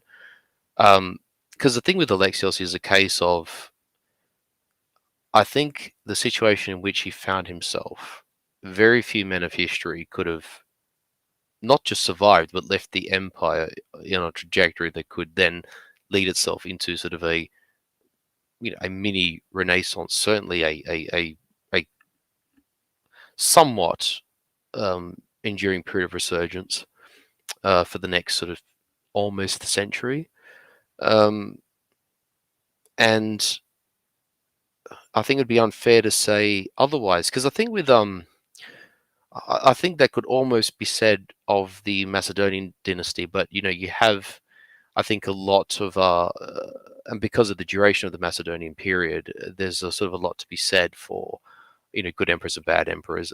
There's definitely a purple patch from, say, Nicephorus Phocas up until sort of Basil II. Well, But the issue with the sorry, Macedonian go on. dynasty is, I think, what distinguishes the Komnenoi from the Macedonians is that the Macedonians, in many ways, inherited an empire which was on the rise again. Mm, You had Leo the Isaurian. You had the mm. blip of the iconoclastic controversy, but after Irene, and even with And, Michael and III the and the and the Amorians, Phrygian dynasty, yeah. yeah, the Phrygian Amorians, it seemed as if when Basil I was coming in, the empire was already in a pretty good state, whereas Alexios Mm, comes into power at a point where it seemed the empire wouldn't be able to survive a few years. So mm, again, it's almost, you have to, in terms of like examples, I mean, in terms of like a disaster, a setback, you look to someone like a Leo the Isaurian, but Leo the Isaurian, he saved the empire, but he also doomed it in many ways. It took several mm. centuries essentially for there to be a recovery, but in the case of the Komnenoi, the recovery was incredibly quick in terms of the turnaround, albeit it wasn't decisive in the way that Anatolia was properly rejoined to the empire A matter of a few decades, in essence. rather than a few centuries. Mm. Yeah, so that's I think I would be laboring to say no.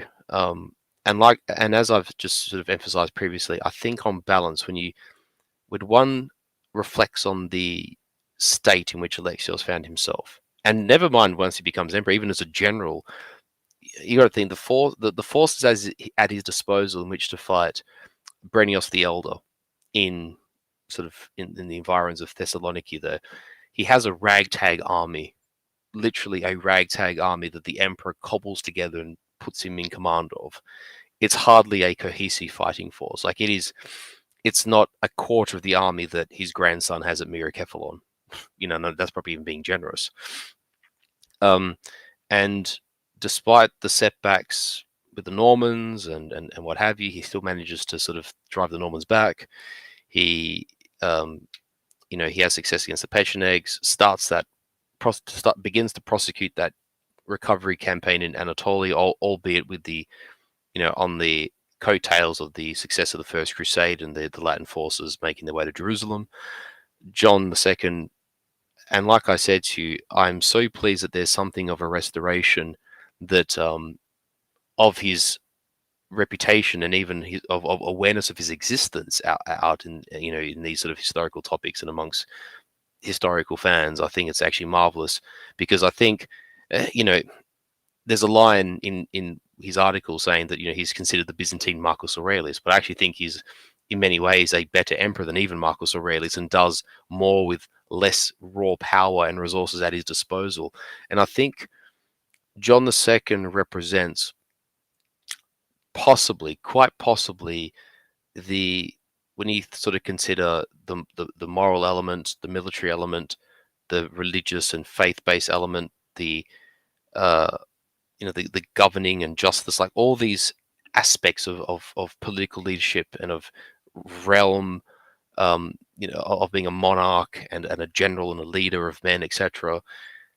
I actually think it is very hard to find a leader in world history who surpasses John. I know that's a very big call, but on balance of it, it's really, really hard to find someone who ticks all the boxes in that respect, who's across the board, not just a great leader, but an excellent man, a very moral and moderate one, who is not just moral insofar he hides behind a veneer of timidity, but he's clearly not, because he's a very, very adept military leader and who achieves great success methodically and with least risk to his countrymen and his realm and his subordinates. And I think that's a very, very rare talent in history. Moreover, about John, there's another thing I wanted to touch on, was that I can't remember where I actually saw this excerpt now, but it said that, if I remember correctly now, John, the reign of John saw the reconquest or the reabsorption of over 100 settlements. He fought dozens of battles, lost none, and undertook dozens of sieges, of which he led, I think, 15 or 20 himself, and did not lose an army, did not lose a force of any kind under his direct command or under his general authority. And I think that does put him in the very highest echelons of rulership, not just for the medieval period, but for rulership writ large. Um, and I think sort of on that basis alone, it is really difficult to say that the Komnenoi are not the greatest dynasty of the East Roman Empire.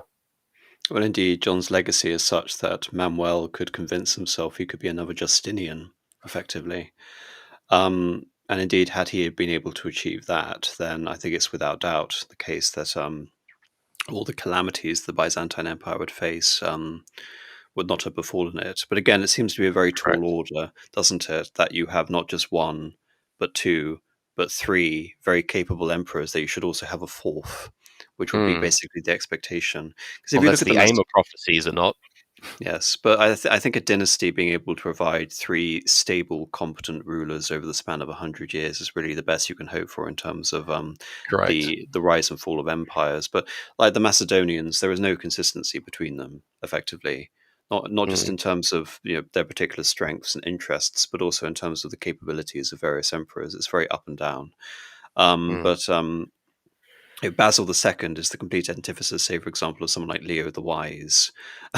And yeah, I really think in terms of even conceiving of dynasty, um, the Komnenoi are really a consolidated dynasty in a way that doesn't really exist in any sort of Byzantine context before.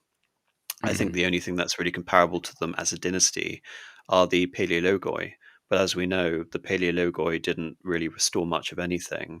They had one capable emperor, and thereafter they sort of languished in a mediocrity and a holding action against an Well, increasingly impossible odds. how is it? I've heard it being said before. Is that obviously, the first of the dynasty, Michael, was the greatest of the Paleologoi, um, and I think it can be said that both Andronicus II and III had the makings of potentially being good emperors, but just found themselves in increasingly trying situations, which, being sovereigns of a decaying empire and not having the administration and bureaucratic and military capabilities of their predecessors, was simply unable to turn the tide. Because it's even said in the sources that, particularly Andronicus II was himself a pretty adept, administrator, was in fact not an inept emperor, but just as a man of his time and of his circumstances was. What's that line from Napoleon that I've never been master of my own destiny, but simply a slave of circumstances? And I really feel that Andronicos second and third really fit that criteria to a T, if you get my meaning. But I think if you look at Andronicus II in particular, I mean, this isn't a Paleologos stream, but the remarkable thing about many of the Paleologos emperors is that they rule for a very long time. Mm. John V, rules for an exceptionally long time. Um, Who's Kente Kozenos, by the way, just for the reference sake. yeah, Yeah. and who's the father of John VIII? I forget. He also rules for quite a long time. We're talking about consistent reigns of between sort of 30 and 40 Mhm. years, and yet they achieve remarkably little. And you compare it to the legacy of Alexios, and it seems insurmountable by comparison. So I think just by Alexius himself standing as an example, I mean, you have the Latinocratia, sure, but Alexius also had Robogescar. So Mm. there we go. Anyway, I'll get to the super chats. Just quickly before the super chat. Sorry, just one question popped up by Rangtail Wu again. I just want your thoughts on this. I'm happy to offer my own opinion too, but it's a really interesting question. I think the Komnenoi never managed to ingrain themselves into the consciousness of the Hellenic people the way that the Phokas and the Macedonians or the Paleologoi did. What do you think of that? It's an interesting point. I can't. he'd have to Sorry, you go he'd have first. first of all with the focus. I mean, how many emperors did they really have apart from Nicephorus II? Because I need to remember. Well, this is the thing. He's technically the only the only emperor, but the Phocas remain a very strong, basically power broker Anatolian landholding So family. to the Komnenoi. I mean, there is Yeah. an alternative history. If, say, for example, Marcus, there was a Greek resurgency at some point in Anatolia Mm, for various mm, reasons. I don't know. Say, for example, the Russians, won the First World War, and they decided to partition Anatolia. It's possible that mm-hmm, the Komnenoi would become this, post hoc justification, essentially, for the mm-hmm, restoration of Greek Orthodox power in Anatolia. I guess it depends, but I mean, with the Macedonians, their mm-hmm, advantage really lies in their cultural currency. The fact that you have a Leo the Wise and Constantine Porphyrogenitus and the Book of Ceremonies, and so much in the way of the compilation of codexes and the preservation of the Western canon. Yes, that's incredibly important. As for the Paleologus dynasty, I mean, their legacy is basically, like I said, they never were able to establish supremacy in Greece. They were always sharing power in Greece with the mm-hmm, Latins. The Francocratia was never disbanded, and they relied on it right up until the end. And indeed, they became basically forced allies to it when they agreed to the union of the churches, which was the last time we discussed Byzantine history. You could talk about Constantine the 11th and his great death, you can say, against the Turks. But in terms of an actual successful reign, John the Second was a far greater ruler than Constantine the 11th. That really falls into the whole sort of adage of the king under the mountain who will reclaim Greece at some point and Greek independence will restore Constantinople. So I think you need to qualify that in so many ways, and I don't think that is really true, especially when it comes to the Phocas as an example. Anyway, I'll get to the super chats. mm. Sorry, yes, Um, go on. one raise for $5. We'll watch later. Thank you, Marcus. Can you talk about the relationship between Georgia and their assistance in helping establish the Empire of Trebizond? I've Well, I've touched on touched that on that. briefly, but it was Yeah. directed at you. Do you have anything you'd like to add to that? And unfortunately, I don't really have a lot to add. What I will say is that what's kind of an interesting, because I honestly don't know much about sort of Georgia and Armenia at this time. I was going to say this is like probably more the domain of our old friend Gudea if he was to ever surface again, but not technically my wheelhouse. But what I do know is at this point in time, there's sort of like a bit of a gold age. Like this is sort of corresponds almost with the Georgian gold age, whereby the Georgian armies are sort of making forays into what is Armenia, which at this point had been sort of um, Turkish dominated and governed and controlled by Arabs, any combination of Arabs and Turks for centuries. And they're actually sort of recapturing places like Ani and Yerevan and Nakhchivan and these other sort of settlements on the Tayo or Taik as the Armenians call it. And for the first time in centuries, it actually sent those forces sort of southwards and started incorporating these Armenian territories into the Georgian kingdom. And at the same time, as I am just elucidated to previously, these two descendants of Andronicos do make their way to the Georgian court, and Georgia, in many ways, acts as a bit of a buttress to the Empire of Trebizond, and the two have this symbiotic relationship whereby sort of Trebizond protects the sort of southwestern flank of Georgia from incursions from other Turkish beyliks, and then later the sort of rapidly strengthening and growing Osman Beylik, which becomes the Ottoman Empire. And inversely, there is no other power locally anymore, especially with like the receding power of the actual home empire of the unified Byzantine Empire and the Palaiologoi.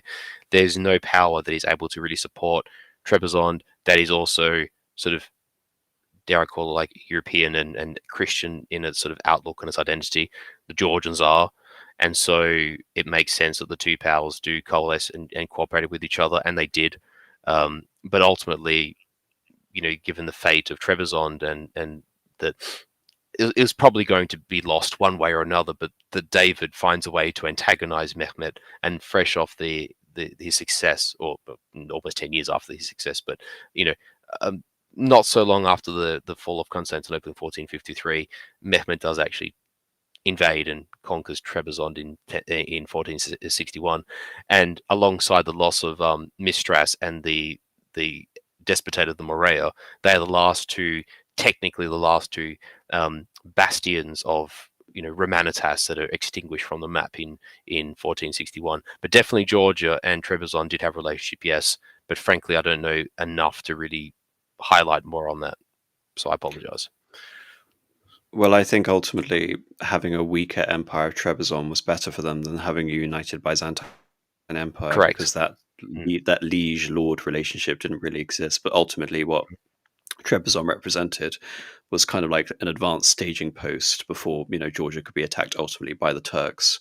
And indeed, it wasn't just a misdirect, a miscalculation of David to antagonize Mehmed II. Mehmed II needed to conquer Trebizond if he wanted to conquer the Black Correct. Sea. Correct. So Juan it's going to happen Reyes, one way or another, right? it was going to happen one way or another. They just needed a pretext. And also from his own imperial affectations, the idea that there was a Komnenoi pretending to be emperor in Trebizond was just an assault to his own And status as and, Kaiser and Rome.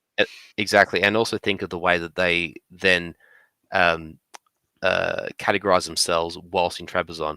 They never called themselves the Grand Komnenoi whilst they were emperors in Constantinople. They called themselves the Grand Komnenoi in Trebizond, which is sort of an odd discrepancy. But anyway, Well, they were directly appealing to historical legitimacy, weren't they? correct, correct, yeah. We were the great dynasty. Mm. We may be humble in our origins, but our dynasty means that we are have very Correct, inflated correct. opinions of ourselves. Yeah. Um, Juan raise again for $5. Manuel's failures, lack of preparation of his son's succession, and overestimating his wife's position, who engaged in many shocking affairs. Um, well, the last point is a moral point that we can't really comment on, other than the fact it, obviously didn't bode well for the Byzantines' opinion of her. As for the lack of preparation, I mean, we've already said it. Manuel died prematurely. Seldom do you get a situation in Roman history where a minor successfully inherits the throne. Invariably, they have a co-emperor, and in most cases, the elder co-emperor murders them, as was the case going back all the way to Caligula and Gemellus and Nero and Britannicus. Mm, Such as it has always been. I can't blame Manuel for not living slightly longer. mhm, Juan Reyes for $2. If John lives longer, Edessa lingers a bit longer. Um, the county of Edessa, maybe, but I think in the long term it would have served Byzantine interest to destroy the county of Edessa and absorb it into the Byzantine Empire, because, like with Antioch, it's one of the crucial sort of Anatolian sort of choke points. So I think it would have been a point of contention. I think it actually would have served the interests of the Byzantine Empire for Edessa to fall, and then for them to reclaim it later reclaim it at mm. a later date. But this is where the loss of those eastern cities. I mean, for instance, you have Gabriel of Melitene holding out in Melitene well after much of the rest of Anatolia has fallen to these sort of Turkish warbands and beyliks and whatever. Um, the Byzantines simply did not have like a launching pad in order to reconstitute Edessa into the empire, which was their primary problem. Although they eventually succeed in reconquering Cilicia in the south, it just happens too late. By that point, Edessa has long fallen, and the Principality of Antioch's on the back foot, and there's just no means by which the Byzantines can project power there. For instance, they attempt several times but do not succeed in recapturing Neo Caesarea, which is sort of basically a 3-4 day march south of Trebizond. So puts to paid that idea. But I get the point you're making. I agree with you, AM, but I'm just sort of making the point strategically and operationally that in an ideal world, yes, but that would have been hard for them to have done.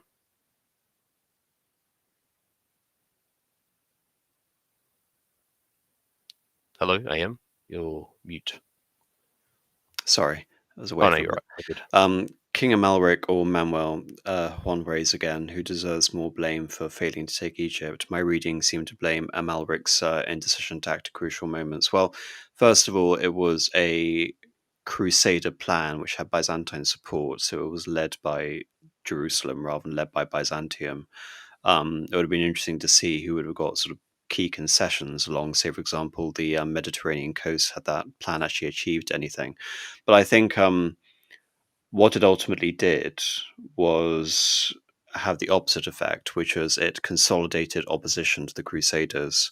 It allowed for the weak Fatimids to be replaced by Saladin, um, and then allow for Saladin to take over Syria. So I think strategically it was a sound decision, but I think the Crusaders simply didn't have enough resources to be able to actually hold on and conquer Egypt at that time. And indeed, that was always the case. Yeah, there were many attempts to conquer Alexandria or conquer Damietta, going all the way up to the sort of the middle of the 13th century, effectively, and they all failed. It would take Napoleon to be the first Westerner to finally conquer Egypt The against a Flemish fundamental. Crusade being an example of that too. What was that? The Mm. 13th Crusade, I think. Memory serves me correct. So yes, it was a concerted goal, but I think Amalric failed in the way that everyone after really failed. So I don't really blame him particularly. In the same way, it would have taken. I mean, what's really the best comparison? We can probably say Heraclius's attempt to reconquer Egypt in the 6th century. Sorry, in the 7th century. The NICU campaign. Hmm. I agree. Right. Juan Reyes again. Did Macedonian dynasty have better relations with the Armenian populace than the Komnenoi? Not unifying the Armenians seems crucial for Anatolia. Well, the Komnenoi dynasty never conquered Armenia. Mm.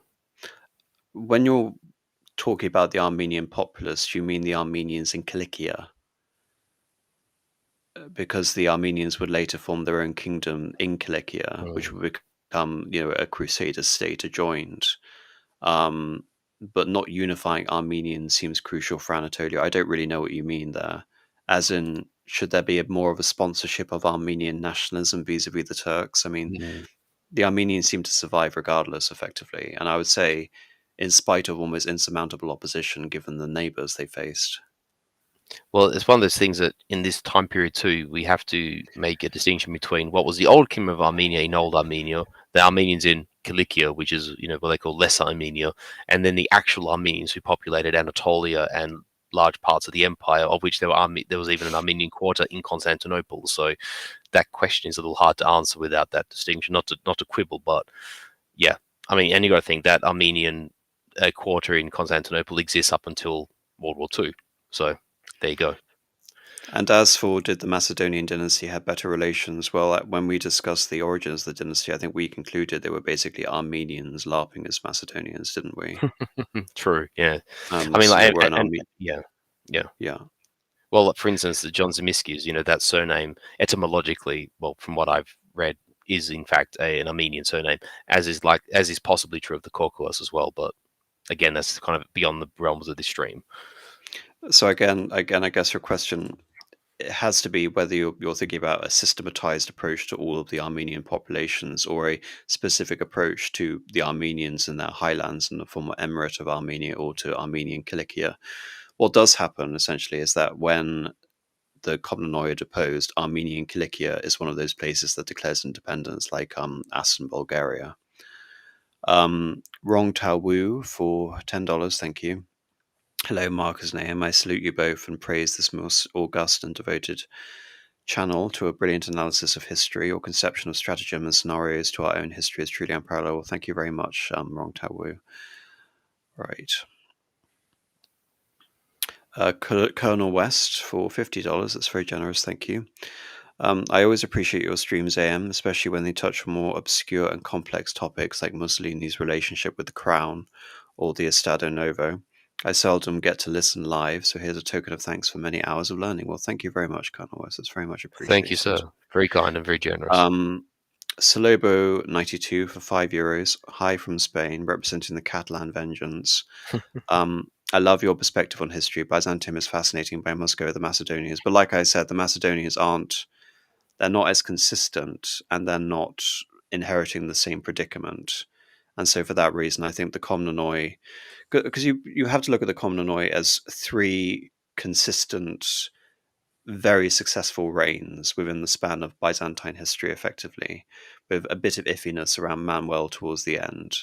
Whereas with the Macedonians, you have several above average emperors, major emperors in terms of their colonial, it's not their colonial, their cultural legacy, and then one very successful military emperor who's Basil II. So, like I said, in terms of representing a dynasty as opposed to a collection of individual emperors over an epoch, I think the Komnenoi is sort of a clearer example. I think as a concerted dynasty rather than a selection of monarchs over a long period of time. Do you think that's fair to say? I think so. I think so. And this is also, I suppose, the point that we're hearkening to is exactly that.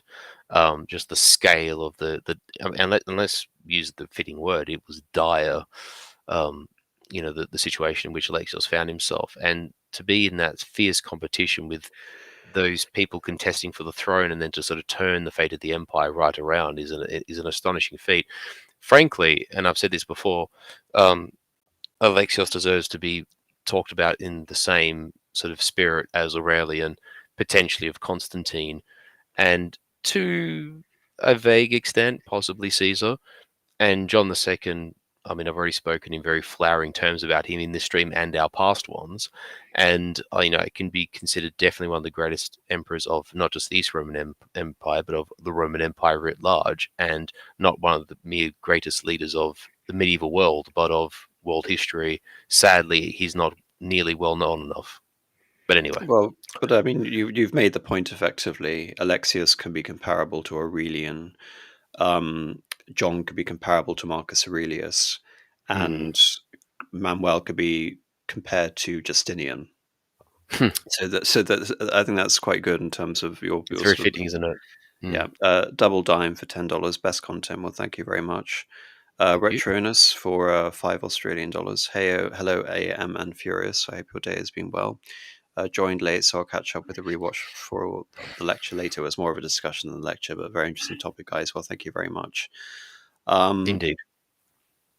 Phantom Spaceman for $5. Thank you. Great work as always, ma'am.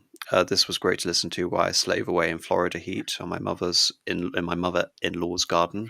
Love the Byzantine stream as well. Thank you very much. If it makes you feel any better, Phantom Spaceman, I shoveled half a ton of sheep feet today, so I know exactly what that feels like.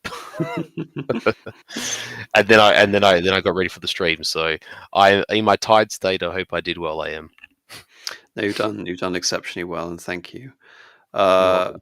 Well, this has also been a bit of a an AM restoration in terms of Byzantine topics, hasn't it? 'Cause we Yes, talked about the we are Union of the reconquering Churches Anatolia as we recently. speak, right? Yes, indeed. Indeed, we're methodically demolishing citadel by citadel and Yes, yes, we are setting retaking up Castra new Komnenos.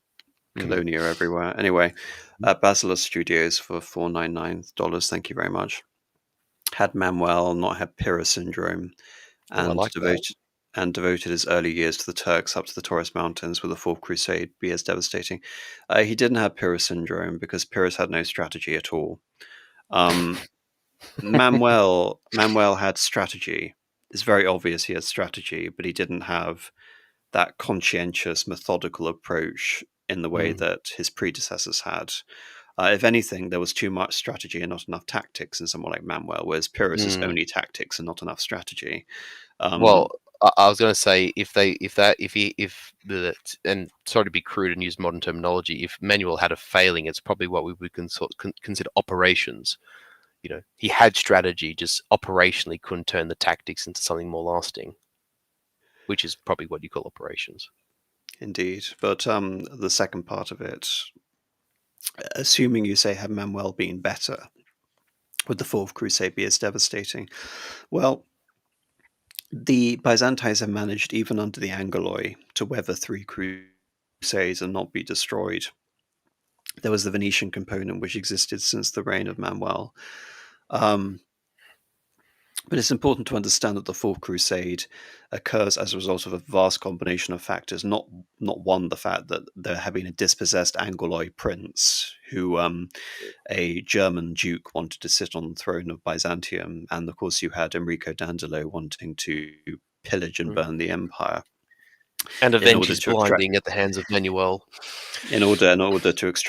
payments and reparations as well. So Mm. you have to look at the Fourth Crusade as a cacophony of disastrous factors for Mm. Byzantium that all seem to align in a certain way to ensure the most amount of devastation. And Um, and that, yeah, I was just going to say, and that being said too, we make the Fourth Crusade and the fate of it as inevitable. But the thing is, certainly in the latter part or throughout 1203 and into the beginning of 1204, before the Golden Horn is breached, and prior to the Varangians, vacating the battle and not partaking in it any longer, um, and I think we canvassed this on the stream when we discussed it. Had the charge of the St. Romanus Gate been carried out by the army that was garrisoning the city, and had they driven the Frankish land forces back, there's absolutely every possibility that the Byzantines could have weathered the Fourth Crusade as well, even if the Venetians had put them under naval blockade. The siege and sack of Constantinople was not actually a foregone conclusion. It was actually quite a certainly in the first half of the siege, a relatively close run thing where in parts of the battle, the Byzantines actually had superiority. But it's just a case of it was mishandled, not enough reinforcements were called, the periphery didn't help the capital, yada, yada, yada, which are points that AM has just alluded to. And in the context of this vast and broad series, a cacophony of tragic and unfortunate consequences that leads to this. So that has to be taken into account. I don't mean to tangent, but I think that's an important point to make. I mean, it's possible that in any of the scenarios we've outlined with the Crusades, had Alexios or had Manuel been incompetent, they could have engendered a situation which created the conditions for a full crusade scenario earlier. So, like I said, it's you shouldn't look at history as deterministic. I mean, one of the Mm, reasons why Marcus and I often bandy around with counterfactuals is not alternative history in terms of it being fictional. It's in terms of looking at the possibilities afforded by people in certain situations, other than looking at what happened as what inevitably could be the only mm, thing that could happen. mm. But anyway, It's to make you, the clear. listener, think about it, in essence. Yes, rather than history just being a list of dates that one Mm, needs to learn by rote. Clear mm. them out for 20 krona. This is for the Morrowind stream. Well, it was a long time ago, but thank you very much. Can Clear I them out. just Uh, can I quickly yeah. address a point here by Adrian Wyatt, just quickly, because I don't feel like he's attacking anyone. I just want to canvas a point. You'll often find throughout the duration of this stream, or even the previous series that myself and AM did on his channel regarding this topic, we use Byzantine specifically as like as a reference in order to address a place and a people in a time period. But interdispersed within the stream, and we both do it, we've often used the word Hellenic, Romaioi, Romans, East Romans. We use these terms interchangeably, and it's not and you are correct to say what you're saying. We're not discounting your point, but we simply use Byzantine for the applied purpose academically. And in many other instances, we do use these phrases interchangeably. So it's not as if we're trying to be wrong on purpose or that we don't get it. We just, I don't want to have a go at you. You're right in what you're saying, but I just want to make that clear. I mean, I've literally done a stream in terms of outlining the uses of it in terms of Hmm. a point of contradistinction. My example is pointing to Leo the Isaurian and to the coronation of Charlemagne, because you can't say Eastern Romans and Western Romans regarding the Holy Roman Empire because we're not in a collegiate system anymore. They have become This fundamentally and isn't utterly post culturally. Theodosius. This isn't Arcadius and Honorius Mm, anymore. When we mm, talk about mm, Irene and Charlemagne, they have become entirely culturally, politically, religiously distinct at that point. And so when I use Byzantine, I use it very clearly, and again as a point to demonstrate the othering of Greek Roman civilization from Frankish Roman civilization. You know, and in that sense, it's useful. You can use the term Eastern Roman Empire in terms of a continuity, and I have used it in terms of a continuity up until 1204, where many of the institutions that had formed a continuity of the previous empires were basically destroyed. And mm, I've always referred to the Paleologos state as a rump, not as a real continuation of the Roman Empire, but rather it occupied Constantinople and had the affectations to it that was never able to assert itself beyond a rump of what had existed before, mm. effectively. And Um, ourselves and many others often will call it or describe it as a Greek kingdom because it's really an empire in name only. Beyond that point, it's simply just a realm rather than an and imperial project. and emphasis a Greek kingdom. It wasn't even a Mm, kingdom of Greece, in mm. terms of how sort of diminutive it And had become. one of many. Yeah. But anyway, we'll leave it there. Marcus, anything you want to say before we leave? No, not really. I'm pretty happy with this stream. Like I said, when you sort of brought it to my attention, I was like, "Oh, we're finally getting to this at, at last." And as you know, as you say, it is my wheelhouse, and it's a subject that, well, I enjoy, and I know that we both enjoy it. Um, and I mean, one could do any number of streams on the subject of the East Roman Empire and its various dynasties and its various sort of various events that occur within this timeline and what have you. And I'm absolutely I'm very pleased and I'm most honored to have been on the stream with you to have canvassed this topic. My only pity is that given I was unable to do a bit more study for it to get like quotations and whatever, but I mean, thankfully, I had enough in the head encyclopedia to draw on, and we managed to with a few dot points, I managed to get through. But one of my favorite subjects, and I'm glad we've been able to add this installment in there. And thank you as always, because I mean, not only are we colleagues, but we're friends, and I thoroughly enjoy it. So thank you. Absolutely, and thank you, Marcus, and thank you everyone for listening. All right, bye bye. Thank you.